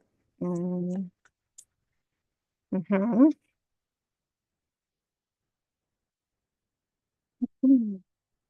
No, thank you. Okay. Well, this person may be sending mixed messages, your whole self and your whole heart. This person may be saying they're only willing if you're willing to bring your whole self and your whole heart like 100%, but that's like, that's kind of a big ask. Like nobody, I don't know, man. People don't go into things at the beginning with their whole head and their whole heart. Like you have to earn that. Like that takes time. Yeah. Okay. All right. What else would this person say to you if they had the opportunity? Speaking your truth, that's good. They're ready to be honest and open. I think if they could stop tripping over their own tongue, if they could chill out enough to like actually say something. Yeah, they just feel like they lose themselves when they even think about talking to you. They lose their sense of control and it won't be fun. This person may be somebody who has liked to keep things very light and playful. I can relate to that.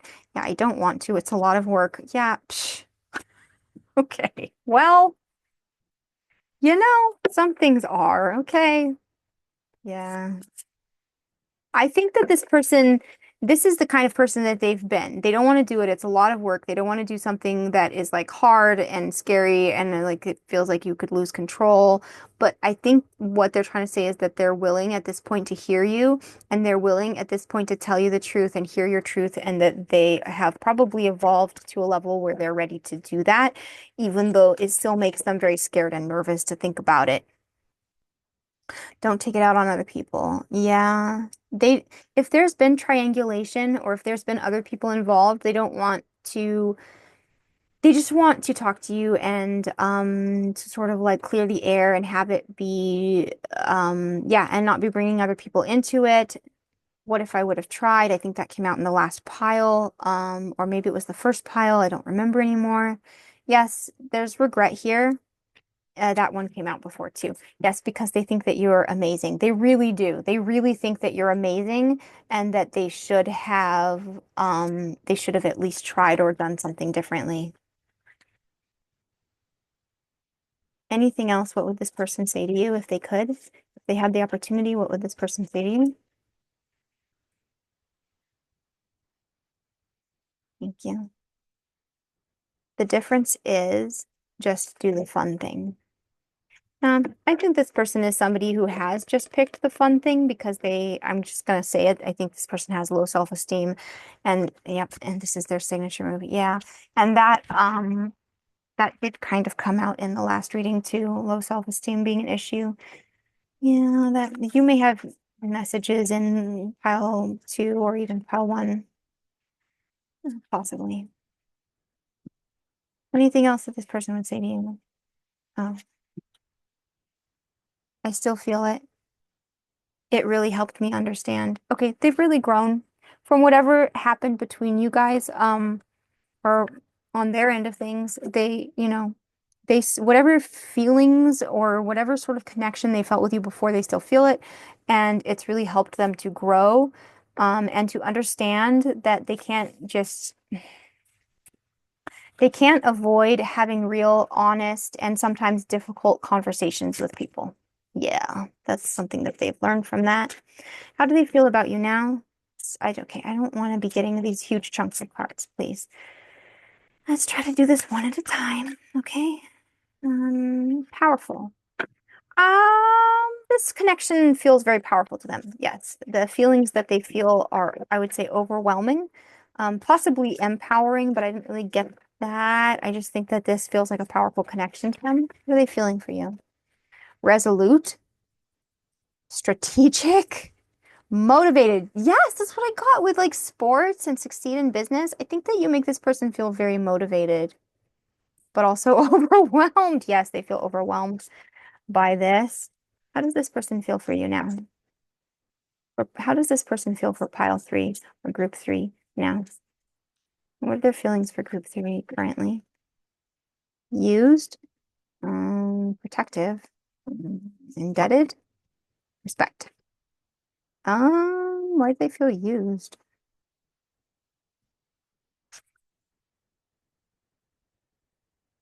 Active. Hmm. Used and indebted. That's very weird. Okay, how do they feel about you now? Clarify? No, I'm going to pull clarifiers. How does pile three's person on their mind feel about them now? Please clarify used, protective, indebted. How do they feel about this person now? Joy, exit, joy, and exit. Yes, somebody left. Exit. I don't get it, guys. I don't get it. Indulge. We did get self-indulgence before in the sense of like working on oneself, like focusing on oneself. I don't know. I'm sorry. I'm not really quite sure. Sovereign. Well, somebody definitely is working on their self-esteem. Um,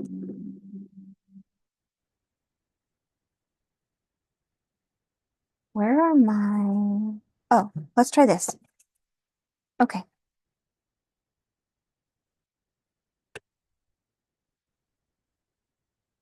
How does this person feel about you now? I specifically would like to clarify joy, exit, indulge, used, protective, and indebted, because that is confusing. How do they feel about group 3 now, please? Just being near you is intoxicating. Yeah, no kidding. This person cannot be normal around you, or at least they've not been able to, or they're afraid that they won't be able to. That's kind of funny. I'm sorry. I'm so attracted to you. I'm sorry. I shouldn't laugh. I'm not laughing. I am afraid to contact you. Sorry. It's kind of funny. I'm so sorry. I laugh at inappropriate things. Yeah, it's funny. It is funny, okay? This person is literally cannot handle how attracted they are to you to the point that they are not even going to contact you. Nurture, compassion. Hmm. But either they feel very compassionate towards you, they feel very nurturing towards you, or they feel that you're that kind of person. Maybe both. Anything else here? No. Okay. How does this person feel about you now?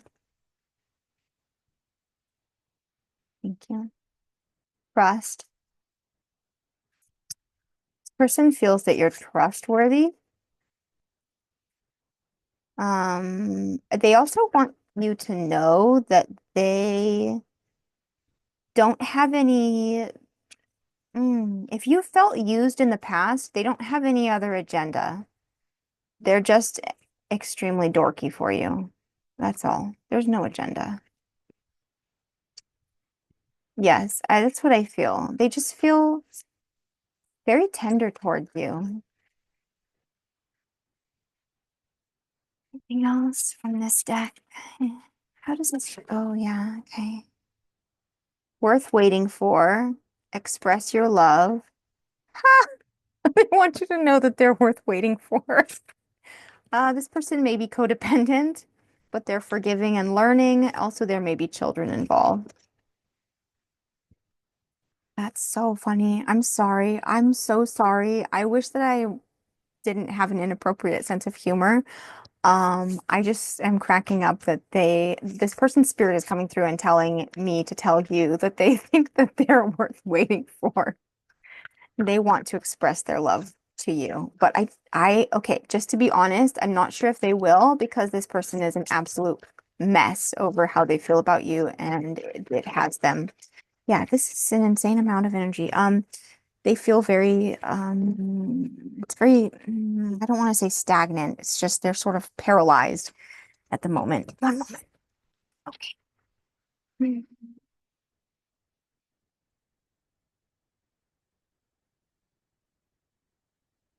Okay. Yeah, you feel like home to me.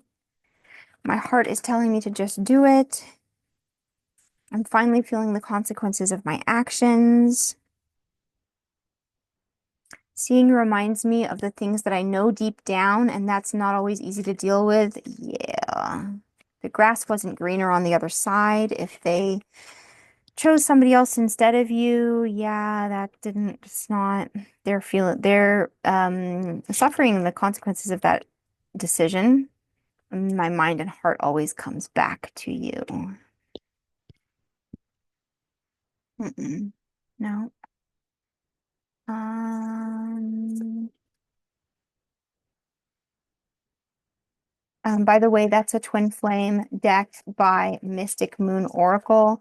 That doesn't mean that you have to identify with the twin flame journey. That's just the name of the deck.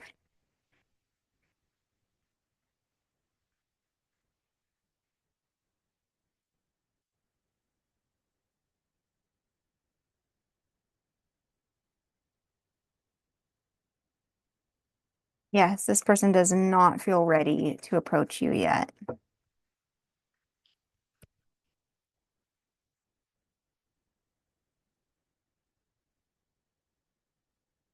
I'm still trying to find myself. Yes, this person is still trying to be good enough for you, I think. I just get a really freaked out energy from this person. I just got caught up in the moment. I don't think I can take your reaction right now. Oof. Okay. If this person chose somebody else for you, like instead of you, yeah, I feel really uncomfortable sharing these messages. This person feels that, it wasn't that serious. It was just a situation that was easier for them to understand and handle. It was somebody who didn't freak them out as much as you freak them out. It was like a self-esteem issue that they had at the time. They're afraid that you, gosh, I'm getting so many things. They're just afraid of whatever your reaction to them might be because they don't really feel good about themselves or the choices that they made or the situation that they're in or maybe even who they are right now. Damn. Okay. Language, Caitlin, language.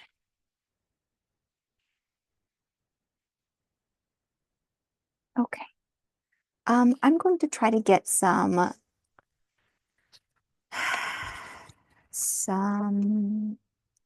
advice. Yes, let's get some advice because there's a lot of very anxious energy here. Very anxious energy.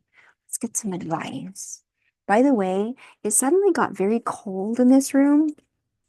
That sometimes can be a sign of a spirit being near, but I don't think so. I think this room is just drafty. But yes, I feel very cold. I might even grab a sweater or something. Um, but that's also part of the reading though. This person feels very cold. Um, I feel like this is somebody who may hold themselves apart from the warmth of like real connection. Maybe this person is avoidant um, or anxious or something. I don't know. Definitely, I'm getting anxiety. You know, this person just thinks that you're like everything. Yep. Um, okay. Where? One moment. I'm going to grab my sweater. Hmm.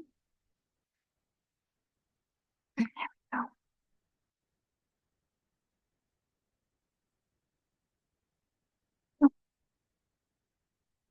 oh my gosh, there's so much anxious energy with this card, with this group. Um, my cozy sweater, super soft. Okay. I'm being called to get the timing cards. Just use this to begin. Advice for pile number 3, please. Advice for pile number 3. March. Now, this March, there are going to be two eclipses, a lunar eclipse and a solar eclipse. They will be on, I think, the 13th and the 29th. I know the 29th, and then the other one is about the 13th, I think. Yeah, something like that. And then, of course, we have the spring equinox, or if you are in a different hemisphere, I suppose that would be the autumn equinox. But anyway, there's an equinox on March 20th. So that's a lot that's happening in March. I'm not getting any other month cards. That's the month that wanted to come out, March. Advice. Advice.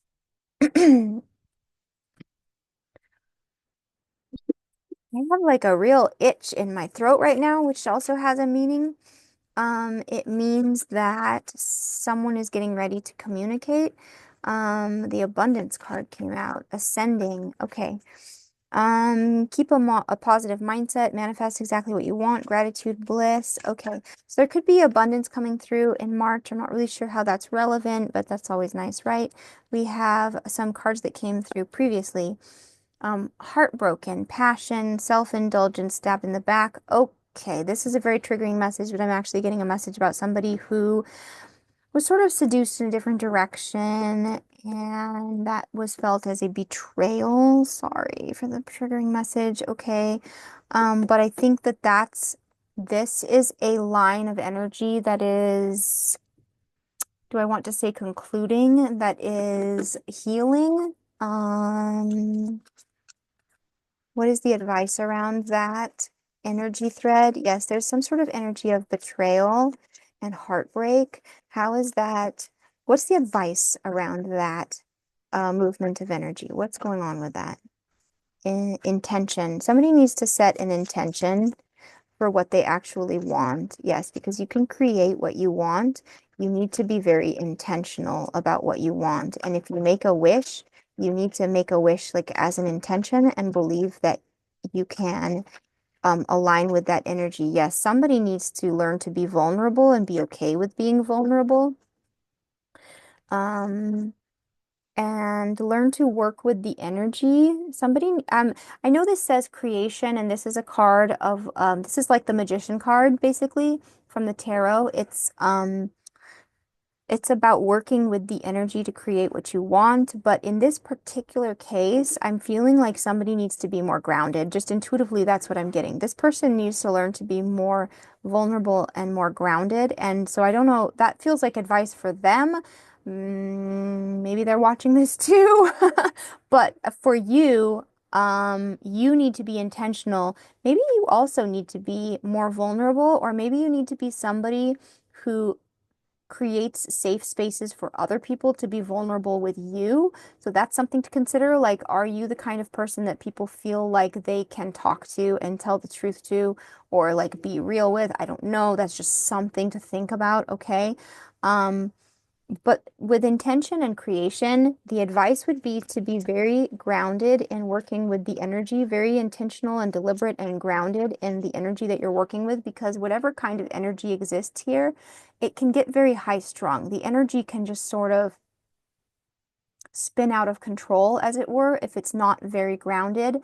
And even if it's somebody else who is manifesting the expression of the energy spinning out of control, you yourself have the power to play a role in grounding that energy on your end, and that will help the other person to not spin out of control. I don't know if that makes sense. That's a very sort of high level energy concept. But when the energy exists between two people, just because one person is manifesting, something outwardly, that doesn't mean that it isn't coming from both of you, because it is. Shame. There's shame that needs to be healed here. And again, it could be on both sides. I know it seems like the other person seems like the person who has low self-esteem and is sort of crazy, messy, and out of control. That's kind of just how it was coming through. I'm so sorry. I'm not trying to be judgmental. I'm just like speaking quickly. Um, but the shame comes probably from both sides and then is manifested more so through one party perhaps than the other. And so yes, you can heal your relationship with shame, and that will change how this is showing up. Retreat. There's been a retreat and there needed to be a retreat, and it's possible that it is not time for that retreat to finish yet, because people needed to heal. Yeah, people needed time apart, time to ground and heal. I'm trying to pick that picture up better. Come on.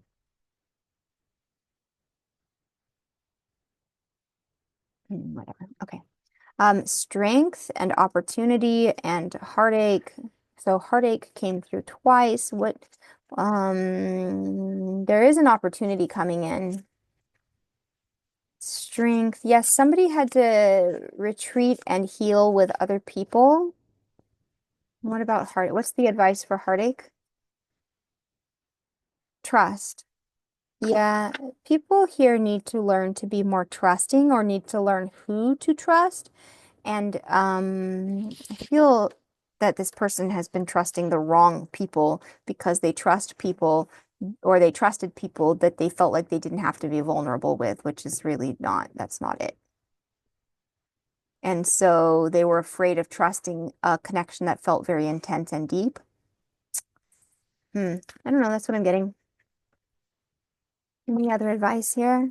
Pursuit of magic and date. Huh, okay. If you feel, I don't know, I feel like if you're feeling it, then there's a message here that when it feels right, that to go ahead and pursue something here would be correct. Yeah. I think the people involved in this situation need to sort of raise the ceiling on what they think is possible for them or what they believe is possible for them versus what they think is too good to be true. Okay? And then people need to be honest about liking each other because this person really, really likes you. And actually they love you on in some way, in whatever way, whatever that means. They really care about you. Like they truly care about you. And also they're like crazy attracted to you. So, and want to date. Yeah, this person would like to date you. Kisses, unconditionally loving, giving and receiving affection, falling in love. That may be in the future. That's possible. Yeah, that's possible. Anything else? Yeah. Let's see. These are the Enchanted Art Oracle cards by Mimi Pettibone. Got them off of Etsy. I love these cards. Oh, yep. Okay.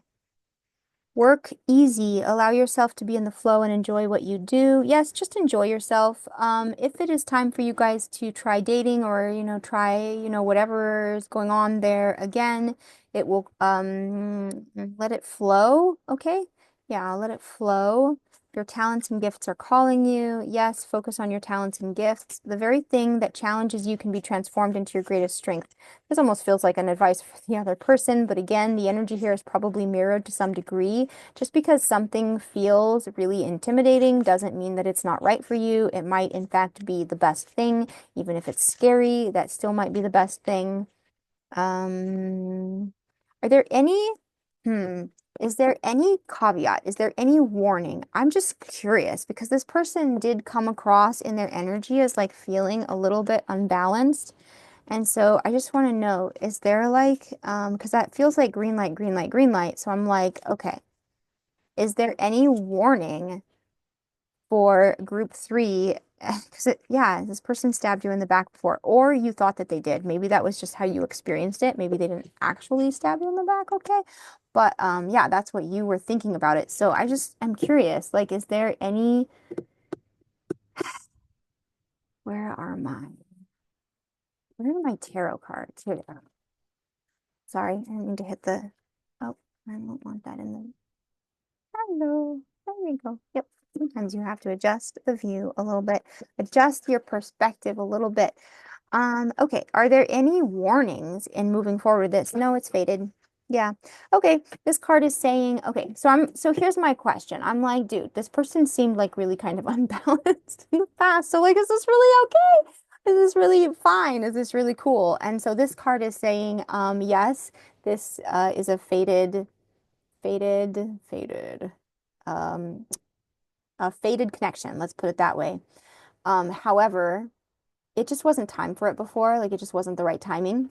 Okay. And so when the timing is right, then it could be a thing. Any more messages? Ancestor. Yeah. This is faded. And the Wanderer. Yep. This is a brand new beginning. This is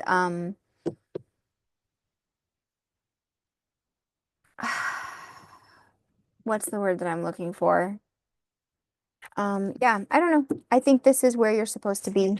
I think that this connection is important and something that needs to be explored. And if there's like spiritual and divine support there for you to explore this connection, and it's not dangerous, and it's really actually something quite special, and maybe something that is so special that it was pretty scary or difficult to comprehend in the beginning. Yes, and then there was a lot of jealousy.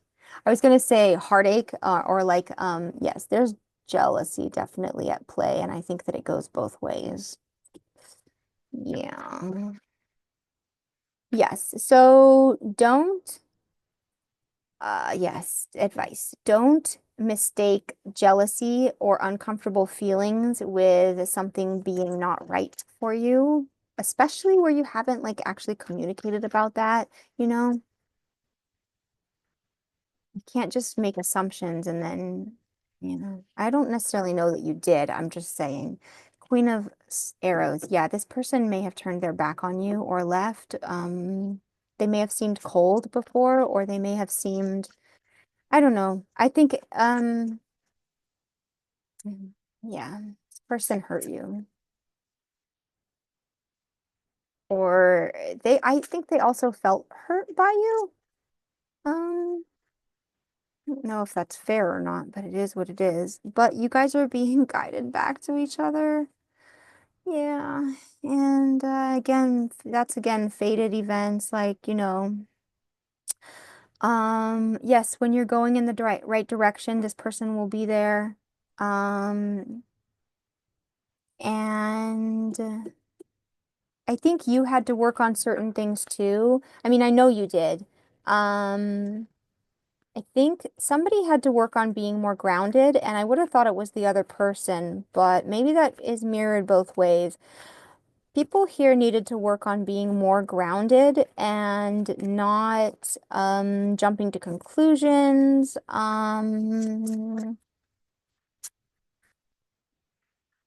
Yeah, there's something about jumping to conclusions without actually talking about things, like thinking that you have something figured out, but you didn't even discuss it. Like you just assumed. And there's definitely a need to approach this energy in a grounded way. The Archer. Um,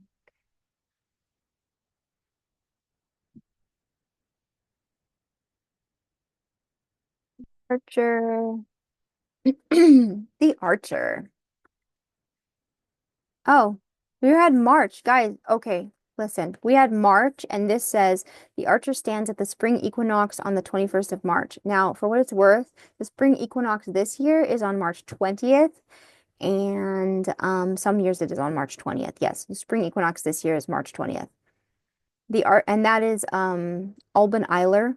The that's that's a Fey portal too.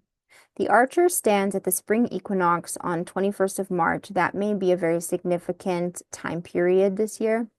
At the place of the sunrise, the element of air, and that is Gemini, Libra, Aquarius, for what it's worth, creative energy and inspiration. Here's the dawn of new life and the coming of a fertile and fulfilling season. The Archer holds the broad longbow poised in the act of release. The bow is of the mere heath design. The fletchings are of goose feather, taken from the right wing, and the arrowhead is flint. That is extremely specific. The archer's gaze is focused and steady as she looks beyond the arrow into the sky, holding the tension between the bow and the sinew bowstring with controlled and relaxed intent. She wears a simple amulet and appears serene and confident, yet full of purpose. Okay, the archer sort of like combines this, the Queen of Arrows and the King of Stones energies, because it's like grounded, stable, focused. Mm-hmm. Serene and confident, yet full of purpose.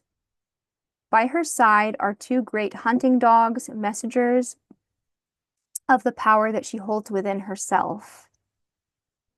So, what does this really mean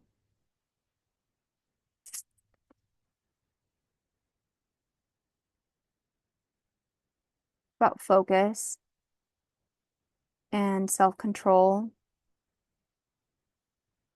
The key to a smooth and accurate release of the arrow is a steady and relaxed state, both physically and mentally. As hunters in the forest, we need patience and cunning, as well as an intimate knowledge of the wildwood. Oh, this is, by the way, the Wildwood Tarot by Mark Ryan and John Matthews. Yes. Okay. Yes, people here need to be grounded, deliberate, focused. Okay. Well, I think that's it for pile 3. Thank you, pile 3. Yes, thank you so much for being part of this reading, and maybe I'll see you again. Goodbye. Okay, pile number 4, let's see. Pile number 4 was the hematite.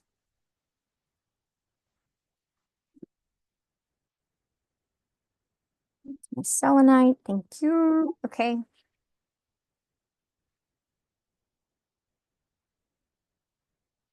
Welcome pile 4. If you chose the hematite or group 4, this is your reading. Or let's see if it's your reading. I'm going to actually pull some significator cards, and if it doesn't in any way connect with you, you don't relate to it at all, then this may not be your reading. But if something here resonates with what you're already aware of, then this may be your reading. Pathway,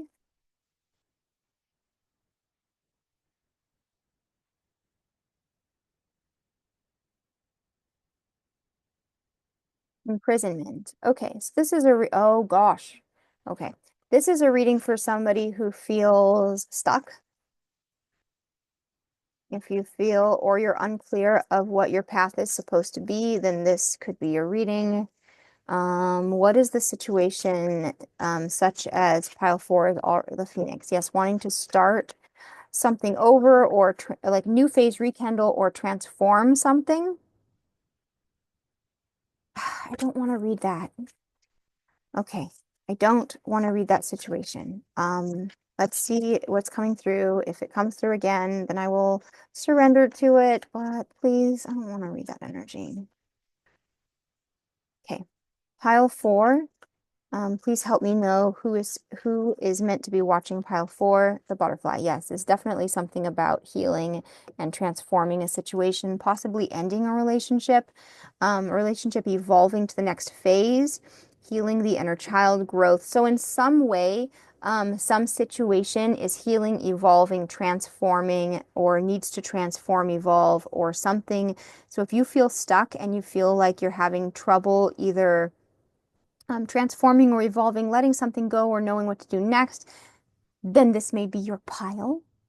And the person that you are asking about, are you asking about a, yeah, you would be asking about a specific person, or then why would you be watching this if you weren't? So the person that you're asking about, can I get any significator cards about the person that person that my viewer in pile 4 is asking about? Who are they asking about? Who are they wanting to know about?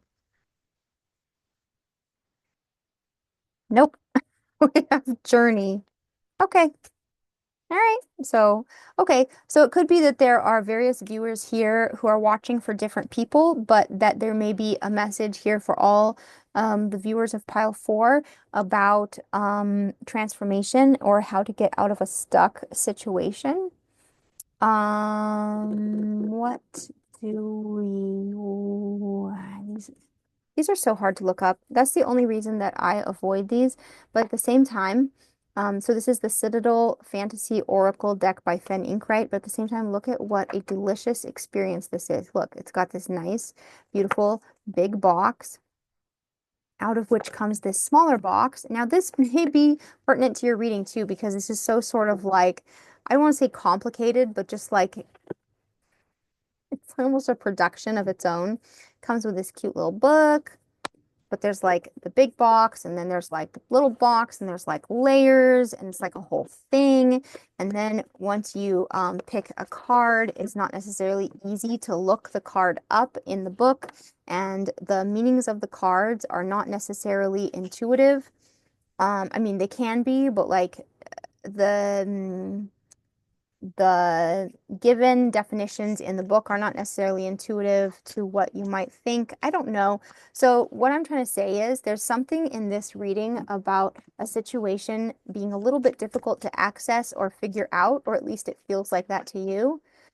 Um, okay, so my significator sort of portion of the reading took longer previously with the other three piles, but I'm going to go ahead and say this message is going to be for people who are feeling stuck and not sure how to transform or evolve a situation. And so let's go with that. So we're almost going to just move straight into advice, and I'll see if anybody else comes through specifically, because we are supposed to be asking what is somebody thinking and feeling about you. So if that comes through, I'm going to read that, but I gotta kind of go with what's coming through. So overcoming slights, a choice. Okay. And that's the vengeance. Anything else here?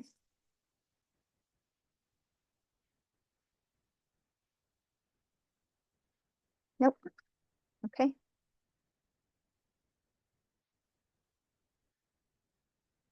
So in looking this up, oh, look at that beautiful book. Isn't that fun? I do recommend this book, this set. It's really fun, but it's not necessarily easy to look up. So let's see, because I don't even know. There's like 4 sections, but I don't know. They're not all alphabetical or anything. So I'm looking for the vengeance. The reason I'm sharing this with you is because this is part, there it is, the vengeance 114. 114 may be significant. Vengeance, overcoming slights, a choice, because this is part of your reading somehow. I'm getting that intuitively. Something here may be difficult to access or complicated, and you need to just stick with the process anyway. Okay, that's not what this card means. That's just part of your reading intuitively. The vengeance. The tavern is busy, full of conversation and the bustle of travelers settling for the evening. One figure catches your attention, someone who is not drinking, talking, or engaging with the rest. They say nothing. But you know that they are watching, waiting for someone to appear, someone with whom they have a deadly score to settle. When the opportunity presents itself, will they let the past consume them, or will they finally accept things for what they are and move on? The vengeance has a choice, and so do you. Though the chains of anger have been giving you the energy to move forward, their weight will eventually drown you. It's time to address those negative feelings and find a healthier way to sustain your drive. Letting go of bad emotional patterns might leave you feeling empty and drained, but you can fill that void with healthier adjustments that will help you build more positive relationships. Okay.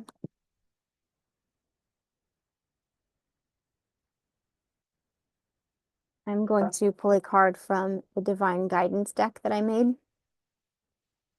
This is an oracle deck.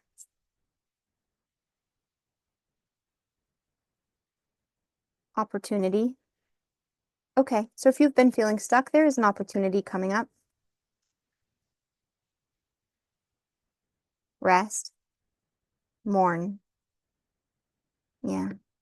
Um, so one of the reasons that you've been feeling stuck may be that you're just in a period of time when you need to rest and mourn. Okay? Can't rush those processes. Although I will say that you can certainly draw out those processes if you resist them.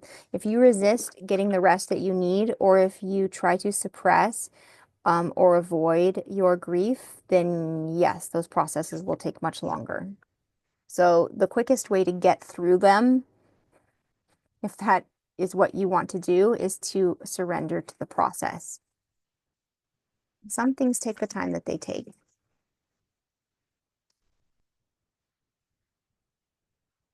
Yeah, the energy here for you is a little, wow, this came out previously, like literally in that order too. Okay. Um, for some of you, it's possible that you just need to let go of past um various past heavy situations and just trust in the magic of a new beginning. So here we have trust, trust, date. Okay. So if you're wondering about somebody, this one is not picking up. There we go. If you're wondering about somebody that you want to date or that you are dating, maybe you've started dating somebody or somebody that you would like to date or you're interested in dating, thinking of asking them out or they've asked you out and you're wondering about them, and if that's who you're asking about, then this is a safe situation to explore. Okay, or they're saying that it's safe to trust and move forward with this situation and pursue something that feels maybe magical. At the same time, you also need to allow yourself to rest and mourn. Okay, but an opportunity, this is an opportunity. This feels like a beautiful opportunity. Yes, but you may feel overwhelmed, but that doesn't mean that it's a bad situation. Okay, why is this not picking up anymore? Okay, come on.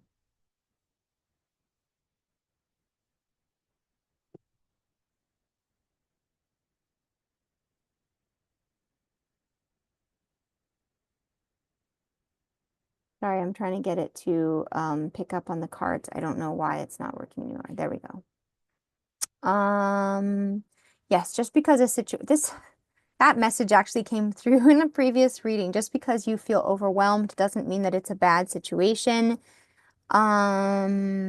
Strength, yes, there's strength in sharing, there's strength in opening up to people, there's strength in being connected with people. You can have boundaries, okay? So I think sometimes when people have been in certain kinds of relationships in the past, they may be afraid to build a connection with somebody because they're afraid that they won't have any boundaries, or that their boundaries will not be respected. And that makes them avoidant, okay? That makes them restless and avoidant and have a hard time, staying in connections or being willing to go into a connection. But you can't, yes, there's strength in sharing with the right people, and you can have your boundaries, and there are people who will respect your boundaries, okay? That's what's coming through there. Okay, so clearly there's someone on your mind that you're thinking about. I believe, at least for somebody who's watching this, you're thinking about somebody specifically.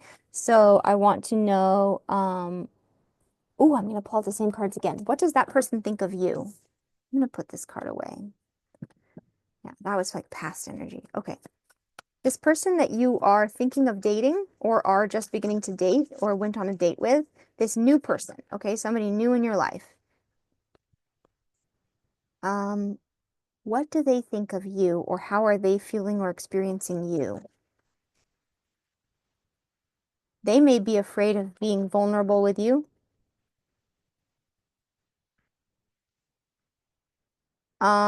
They are somebody who believes that there's strength in boundaries. That's so funny. That came out again. This person may need strong boundaries, and I think that both of you need strong boundaries. If both of you are coming from sort of a trauma past, then it's really important that you both honor and respect each other's boundaries. Yeah, that's really important for this connection, but that doesn't mean that it's a bad connection. I just think that you two need to be very careful with each other. Maybe careful isn't even the right word, actually. You just need to be very gentle and respectful with each other. And I feel that you would be, but I just feel that you need to hear that. Yeah. Oh my gosh.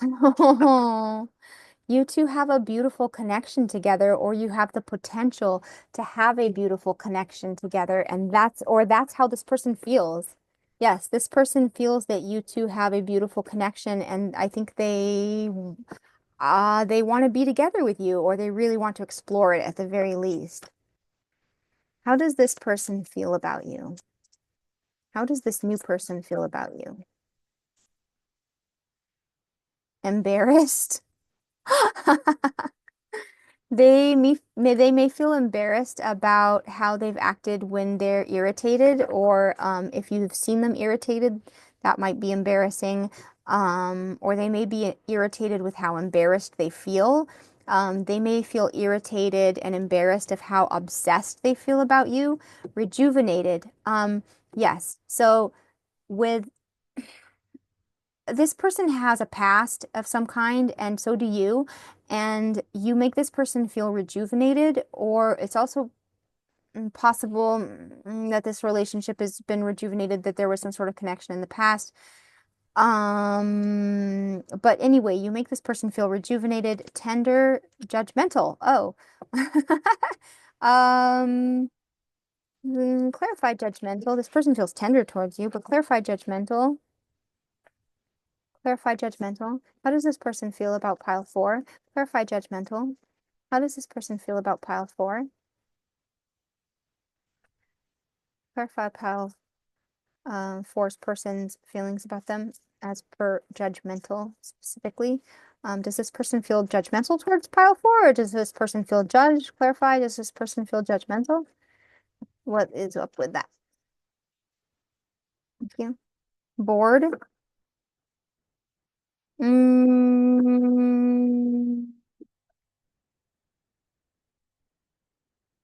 nope, still not getting it. Clarify. Blaming. Attraction. Um,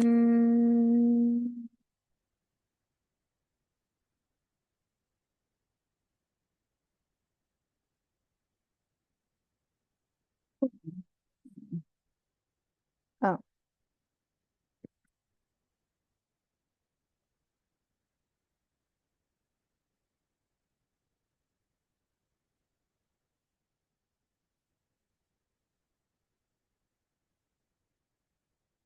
person might judge themselves, and the Archer came out before, and the Queen of Wands came up. Okay, Queen of Arrows came out before, and the Pole Star. Oh my Lord. Okay, maybe a continuation of a previous message. You may have messages in pile 3.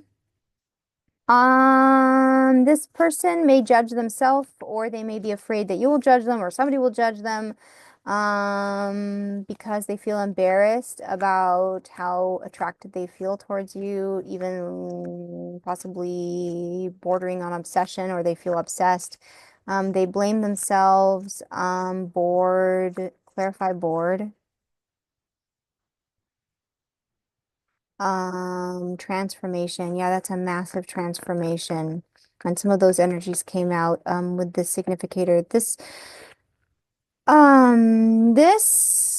connection, this is weird because this is somebody that either you want to date or have just started dating.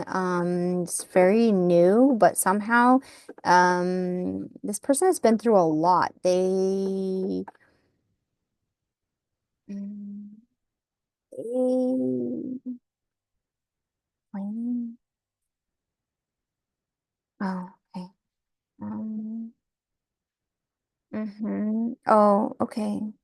They may be hiding their feelings, or they may have hid their feelings for a long time, because, or some, yeah.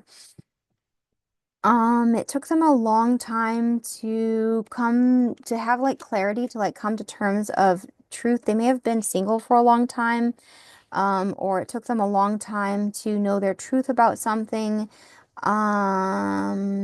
Yes, because they regret, oh, they may be afraid that you blame them.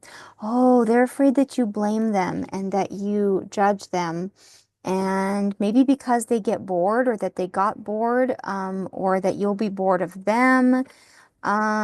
This person has done a lot of work on themselves. They are extremely intuitive and psychic. They may have gotten intuitive readings, but I think that no, they themselves have achieved a great deal of wisdom. Yeah, they're very psychic. They may have dreams about you.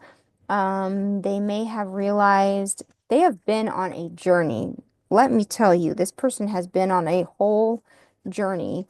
They're very frustrated with how things went in the past, and they're afraid that you're frustrated with them. They know that you have been frustrated with them. I thought this was like a whole fresh new thing, but I feel like there could be some history here, especially if this is like tying into a previous pile. How does this person feel about you now? How does this person feel about you now? They want a new beginning. Yes, they want a rejuvenated, total new beginning because they've done so much work on themselves and they've had so much realization and they've been through a whole entire journey. And yes, that's how they feel. They feel much more balanced and self-aware and everything. Yes. But they still have some negative feelings because they still feel obsessed, embarrassed, irritated, perhaps with that, and they're afraid that you'll judge them or that you blame them. How does this person feel about you right now? How does this person feel about pile 4 currently? How does the person on pile 4's mind think about them currently? Okay. Lonely. Oh, they miss you. And they feel embarrassed about that. Yeah, irritated again. And embarrassed. Oh my gosh, you guys. Yes, this person feels irritated with themselves and the situation and embarrassed. How does this person feel about my pile four viewer or viewers? How does this person feel about pile four currently, please? What is this? What are this the person on pile four's mind? What are their deepest and truest feelings? Like what are their actual authentic feelings? Please, for pile four, underneath the irritation and embarrassment, what are their what are their real feelings? What are their real feelings about the situation with pile four? Sensitive. Yes, they feel sensitive. Betrayed. They may have felt betrayed. Committed, if you committed to somebody else, or you or maybe even if they committed to somebody else, but somebody wasn't committed or committed to somebody else or was committed even to something else. Okay, pride, you hurt their pride. They may have thought that you were pride. They may have been afraid that you pitied them. They were frustrated, sad, geez. Impressed. They're very impressed with you. They may have been mortified. Maybe you guys were friends and they were mortified by their feelings for you, or maybe you friend, I don't like the word friend zoned, but maybe you just saw them as a friend, or I don't know. Anyway, they feel very sensitive about everything, that's for sure. Oh. Mm, anything else from the feelings card about, yeah. Oh. They're afraid that you were disdainful of them or that you would be disdainful of them. That's what I'm getting. They may be disdainful of themselves and they may be projecting that. Yes, because irritated and embarrassed came out twice and they are just very sensitive about the whole thing. Okay. And what do they want? What does pile four's person on their mind want to say to pile four? I'll be misunderstood. That has come out previously. Yes, they're afraid that they'll be misunderstood. They're afraid that you would misunderstand them or that you do misunderstand them. Yes. What does pile four's person want to say to pile four? I'm gonna try it. That's come out before. Speaking your truth, that come out before. I'm willing. Guys, look at how many cards there are here. There are over 100 cards here, and the same cards are coming out. Do you know what the chances of that are? I mean, I'm really literally just going like this. Like any cards could be coming out, but the same cards are coming out. I'll be misunderstood. I'm willing to try it. Speaking my truth, speaking your truth, I'm willing. Okay. This person is willing, even though they're terribly afraid that you misunderstand them and that you will misunderstand them, they are willing to have an authentic conversation. And that's what they would want to do. And if so, what would they want to say? What is their truth that they want to speak? What would they say to you if we are permitted to know? Your whole self and your whole heart. The answer is yes. And I lose my sense of control. Those cards came out before too. Your whole self and your whole heart, and you lose your sense of control. Yeah, there may be another progression of energy here between piles. It's possible because I'm not editing out the in-betweens and I'm just going from one pile to another, that people are just watching through to the whole thing. And so I'm picking up on the same thread of energy. It's possible. Yes, this person is afraid of being rejected.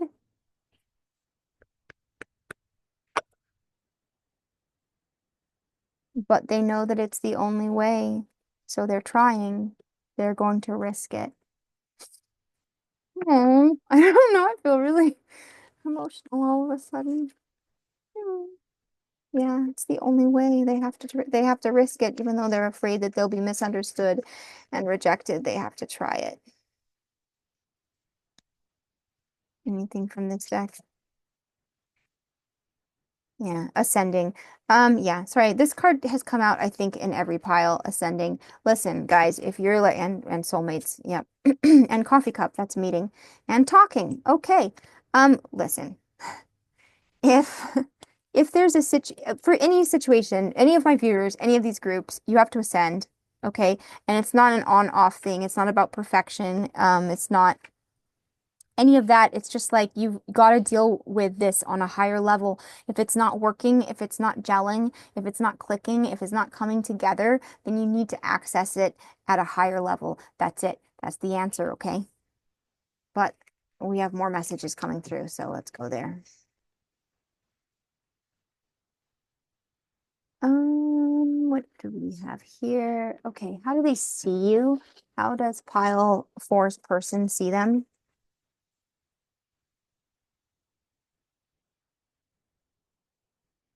How does piles fours? How does clown? They think you're super funny. Under attack, labyrinth. Um,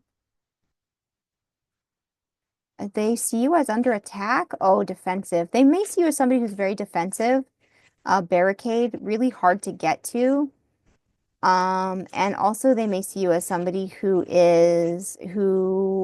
I don't know how to say under attack. They see you as somebody who may have reason to be quite defensive, and also you might be somebody who's difficult to get to or very exposed. They actually don't know how to get to you right now. They don't know how to communicate with you or if or what they would say or how they would approach you or what would be the best way to approach you or any of that. Clown, they just think you're funny. I don't see that in a negative way. I don't think they see you in a negative way or they don't think you're a joke. They like your sense of humor is what I'm getting. They may think that you're, oh gosh, they may think that you have a lot more money than they do, and so somehow it's impossible. Yes, they feel like it's very difficult to get to you, or that they would have to be a millionaire to get to you. They look at things that remind you of them. They may feel like you're a teacher or that they learn from you, or they just again feel like you're sort of like they may feel you're smarter than them or ahead of them, or that you would think that they were stupid, or that you music group. Okay, this person could be in a music group. This person could actually be, yeah. You guys have a crush on a musician. Is that what you're watching for? Okay. Well, um. You also may have a musical connection with each other, or they like your music, or yeah, there's some kind of musical connection. You guys may have been in a band together. Hmm. Let me get the other. This one has so many cards that it's in. This is the Narada storytelling cards, and there's so many of them that I only work with half of it at the time, half of it at a time. Businessman. You two may work together. Yeah, but I don't think so but I don't know. They may not know where you are. Literally, they may not know where you are.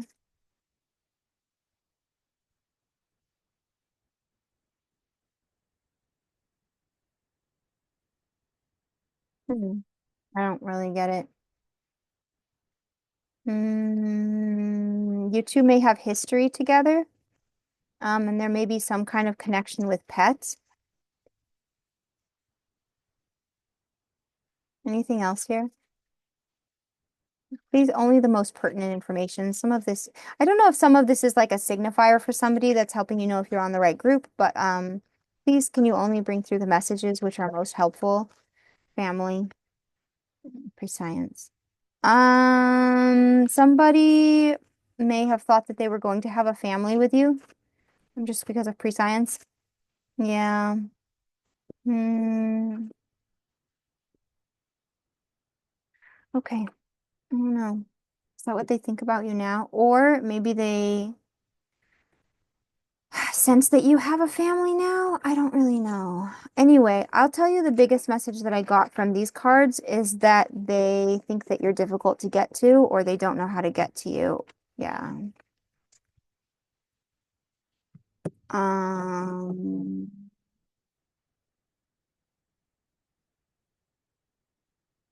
How do they feel about you now and what would they say to you? How do they feel about you now and what would they say to you?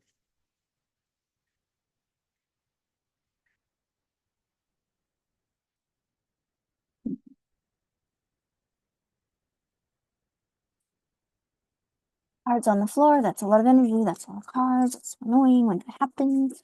Guys, that doesn't happen all the time. It's just lately. I don't know. It doesn't really happen that much. It just happens a lot lately. Yep, and some of these cards came out before. I'm feeling overwhelmed. You found out something about me. I am talking about you to others. I am spying on you. Yep, this person feels like they would like to have a family with you, but they don't feel ready. I never met anyone like you before. Yes, this person definitely looks up to you and it feels very overwhelming. Mm, Pull these cards. I don't know what these cards are called. I've lost the box. These are romance. I think those are romance angel cards, if I remember correctly. Past life relationship. Oh, romantic feelings. Oh, this person may feel that you guys have known each other before or known each other from a past life or something like that. Yeah, they feel like it could be true love. Anything else? Love, Cupid's arrow, love call, snake and clock. Okay. Yeah, this person really like unconditionally and truly cares about you. So when we say love, that means a lot of different things. And so in this sense, I just mean like they just truly care about you. Like they actually just want you to be happy. That's the kind of way that this person feels about you. They feel like they've known you in a past life, if they believe in that, or they just feel like they've known you forever. Like it just feels like an important sort of a connection. There's something more going on. Because I don't feel that you guys know each other very well, or perhaps know each other at all, or yeah, but they feel like they know you. We have Cupid's arrow and Archer has come out previously. So they have faith in this situation. They just feel like I think they feel like it's fated. They want to let you know that they love you, but they don't know how right now. They feel like there's competition, or they may feel that you have somebody else or are in love with somebody else, or just that you have lots of competition. They're also afraid that you wouldn't trust them, that you would think that they were like all the others. They feel that it needs time and that it's not time and that they need time to heal or just the situation needs time to play out. Yes, that's how they feel about that.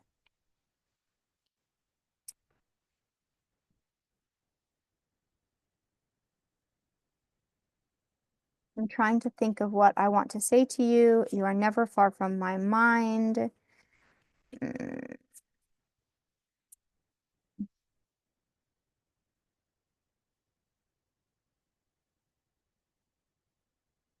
mhm. I know I made a huge mistake. I feel a special bond with you that I've never felt before. Yeah. Yeah, they feel like there's something special and different there. This one? Okay. This is the Yin Yang Oracle by Lilith Designs. Yeah, they feel a lot of chemistry with you.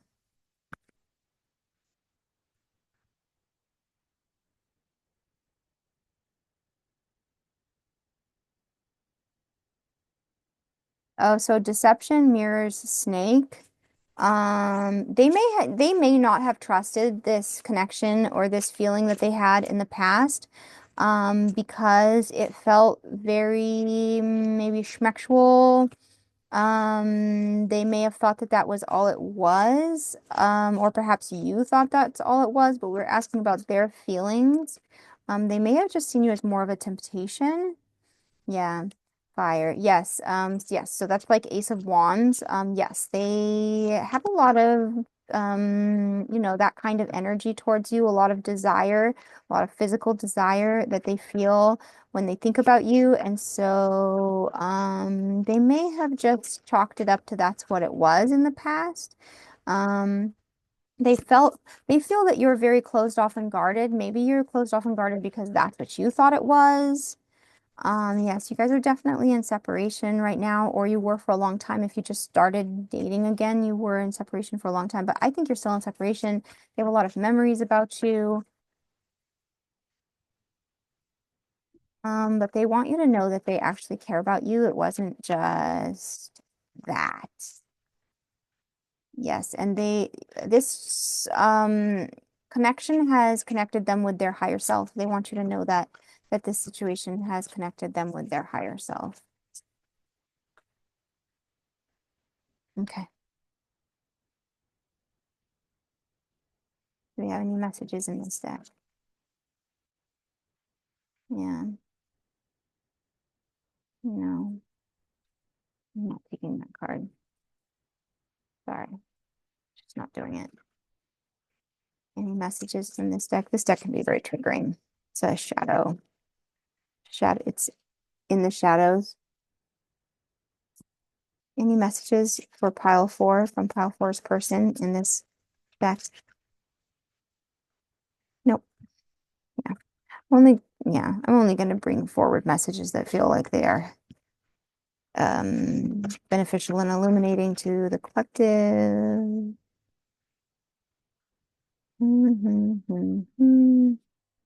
Okay, I thought one of these turned over and now I don't see it. There it is.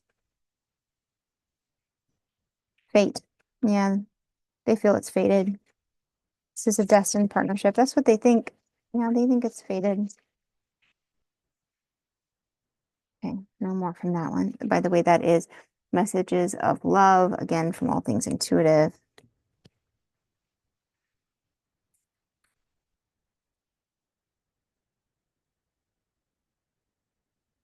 You are an angel.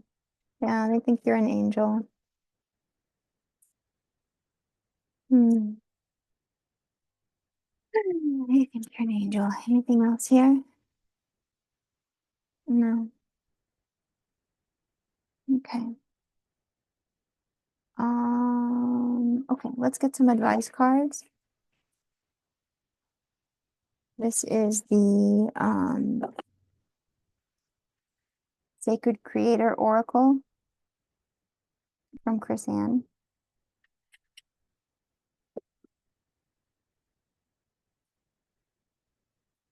Advice for pile 4 for group 4 about the person on their mind in this situation, please. Advice for a situation that feels very stagnant and blocked. You are the light. External validation. Okay.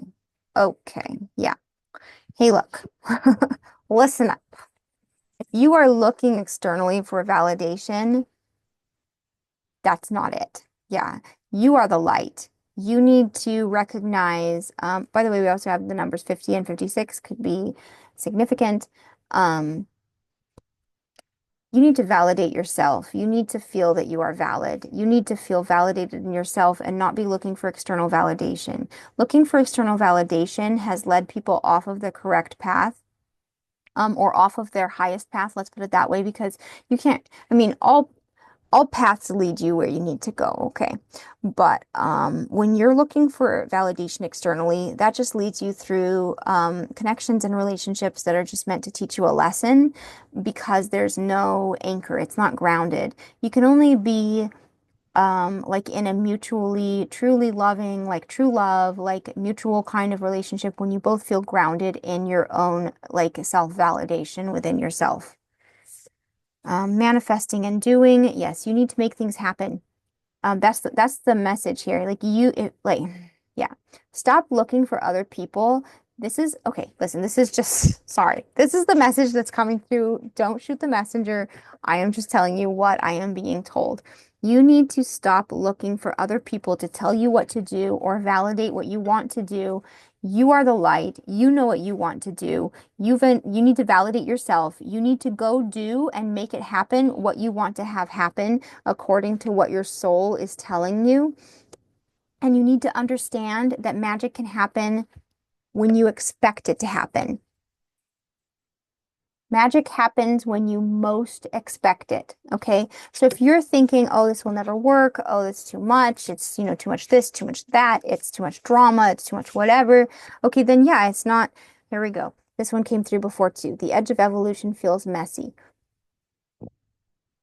It is what you think it's going to be. Like if you think it's not going to work, then it's not.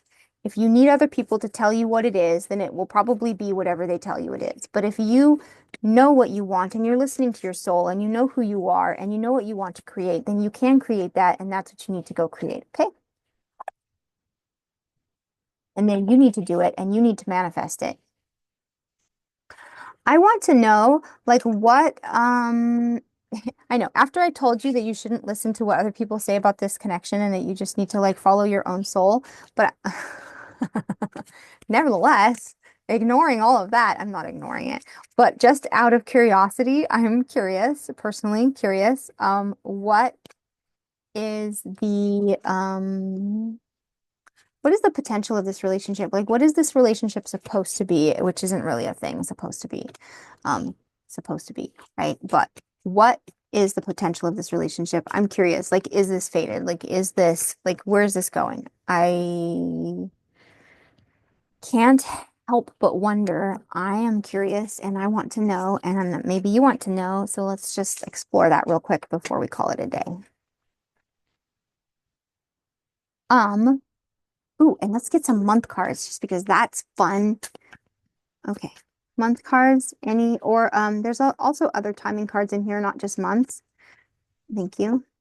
Full moon. Oh, when is the next full moon? Is it, yeah, it's like, it is,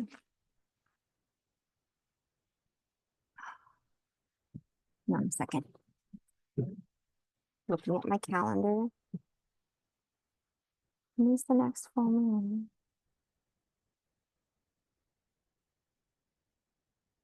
Yeah. So, I think it's around Valentine's Day. The next full moon is about Valentine's Day. It's February 14th or 15th or something like that. I don't really know. Okay. But something like that. It's in like just over 2 weeks because we're coming up on the new moon, which is also the Lunar New Year. Um, and so the full moon is going to be 2 weeks after that. So something could happen in about 2.5 weeks or so. January. Of course, we are in as of the recording of this, we are at the very end of January. It is January 26th. Urgent and summer. Something could become urgent that it has to happen like before the summer. I don't know what you have going on in your life that could be like that. Okay, let's see what else comes out. What is the what is the potential to evolve here with this connection? Ailing person, insomnia. Somebody's having trouble sleeping and somebody may be unwell, small town, and crown. Somebody may be a big deal in a small town. Haha. Um, hmm, hmm. Yeah. Breakup, separation, stop the pattern. Yeah, somebody's still working on resolving old energy that needs to end. And somebody needs to take a risk, or somebody will take a risk. Okay. And then this is the Enchanted Art Oracle by Mimi Pettibone again. It's okay to say no. But yeah, somebody needs to say no to something else. Or say no to something. Somebody needs to set boundaries. Boundaries came up previously. Listen to your inner music. Music came up before, so something about listening to music or a musical connection, or again, I don't know, maybe you guys have some sort of like musical connection with each other. Um,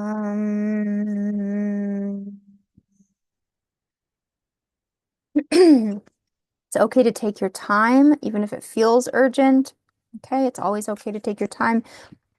The very thing that challenges you can be transformed into your greatest strength. That came for that came through in a previous pile. And then we also have your spirit sparkles when you connect with what you love. I love that picture so much. Oh my gosh. Yeah. Yeah. It's okay to say no to some things, and it's okay to connect with things that really speak to you. And what's going to happen with this connection specifically? Or what is likely to happen? Love yourself first. That's so crucial, you guys. That's really what is coming through here over and over again. Is you have to love yourself first. Have self-respect. Take care of yourself. Say no to things that are not in alignment with you. And what else? It is safe for you to love. You need to know and understand that it is safe. That you can open your heart to give and receive love. And that's what this period of separation is for. Yes, there's a lot of chemistry there. There's a strong magnetic attraction, and free yourself. Somebody needs to, one or both of you need to free yourself from, yeah, whatever it is that is stagnating, whatever makes you feel trapped, whatever situation that you're in that you feel trapped by, you need to free yourself. Um, Anything else?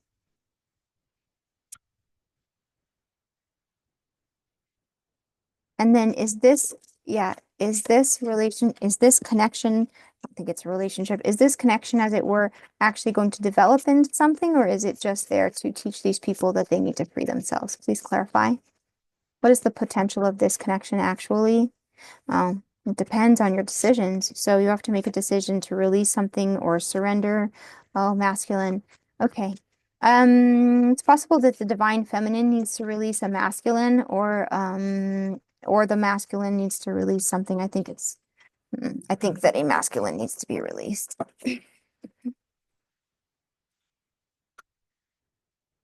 Oops. We have nostalgic memories. Yeah.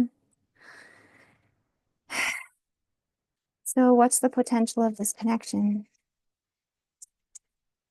Mm. Sorry that this is like so negative. It's like there's so much doubt here, or so much self-doubt. Okay, what would be the key to alchemy, ancestor guides, and apology forgiveness? Okay. There's just a lot that needs to be alchemized here, honestly. It's possible. Jeez, a lot of energy here. Somebody may need to apologize. Somebody definitely needs to believe in themselves. Uh, mm, yeah, this distance has been for a good reason. Distance, time out, detachment, cleansing. Okay, but what is actually going to happen with this connection? One final card, and I will leave it. I'm just hoping to end on a better note, I guess. I don't know, wanting some kind of resolution or um, isolating thoughts. Yeah, there's isolating thoughts going on here, and that's what's causing the disharmony is the mental state. Hmm, okay. This is the Sacred Creator Oracle by Chris Ann.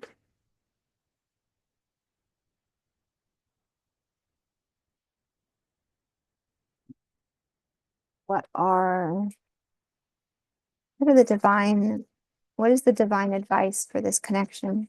It started out so positive. Well, like the date, Yeah, success and transformation. Your success will be in transforming. You are sacred mirrors to each other. Don't blame the other person. You both are mirroring each other and the energies that you have.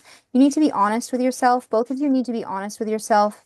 You need to take control of your own thoughts and the situation. Somebody needs to be more active and manifest what they want. You need to realize that you are mirroring each other in this particular connection and be honest. Anything else?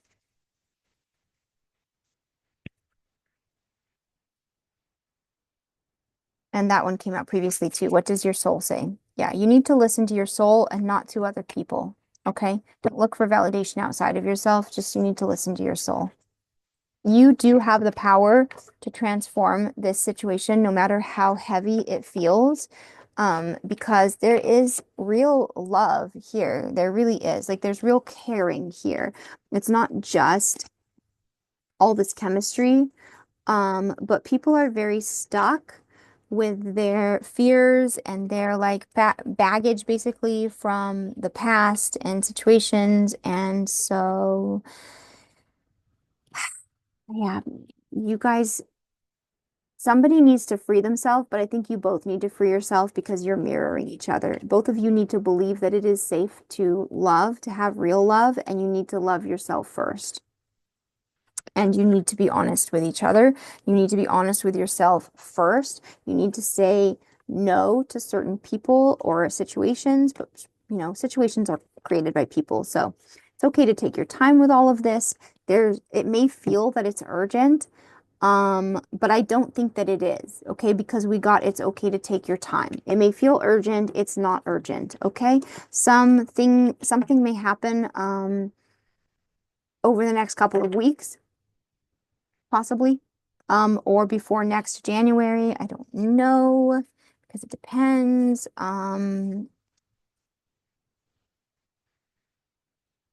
Okay, thank you for watching pile four. I hope that you got some clarifying messages in that. And thank you so much for watching. And hopefully I will see you again. Also, by the way, if you guys got anything out of this anything that you liked, I appreciate it when you guys hit the like button. It lets me know that you enjoyed the reading. Okay, thank you so much and have a great day.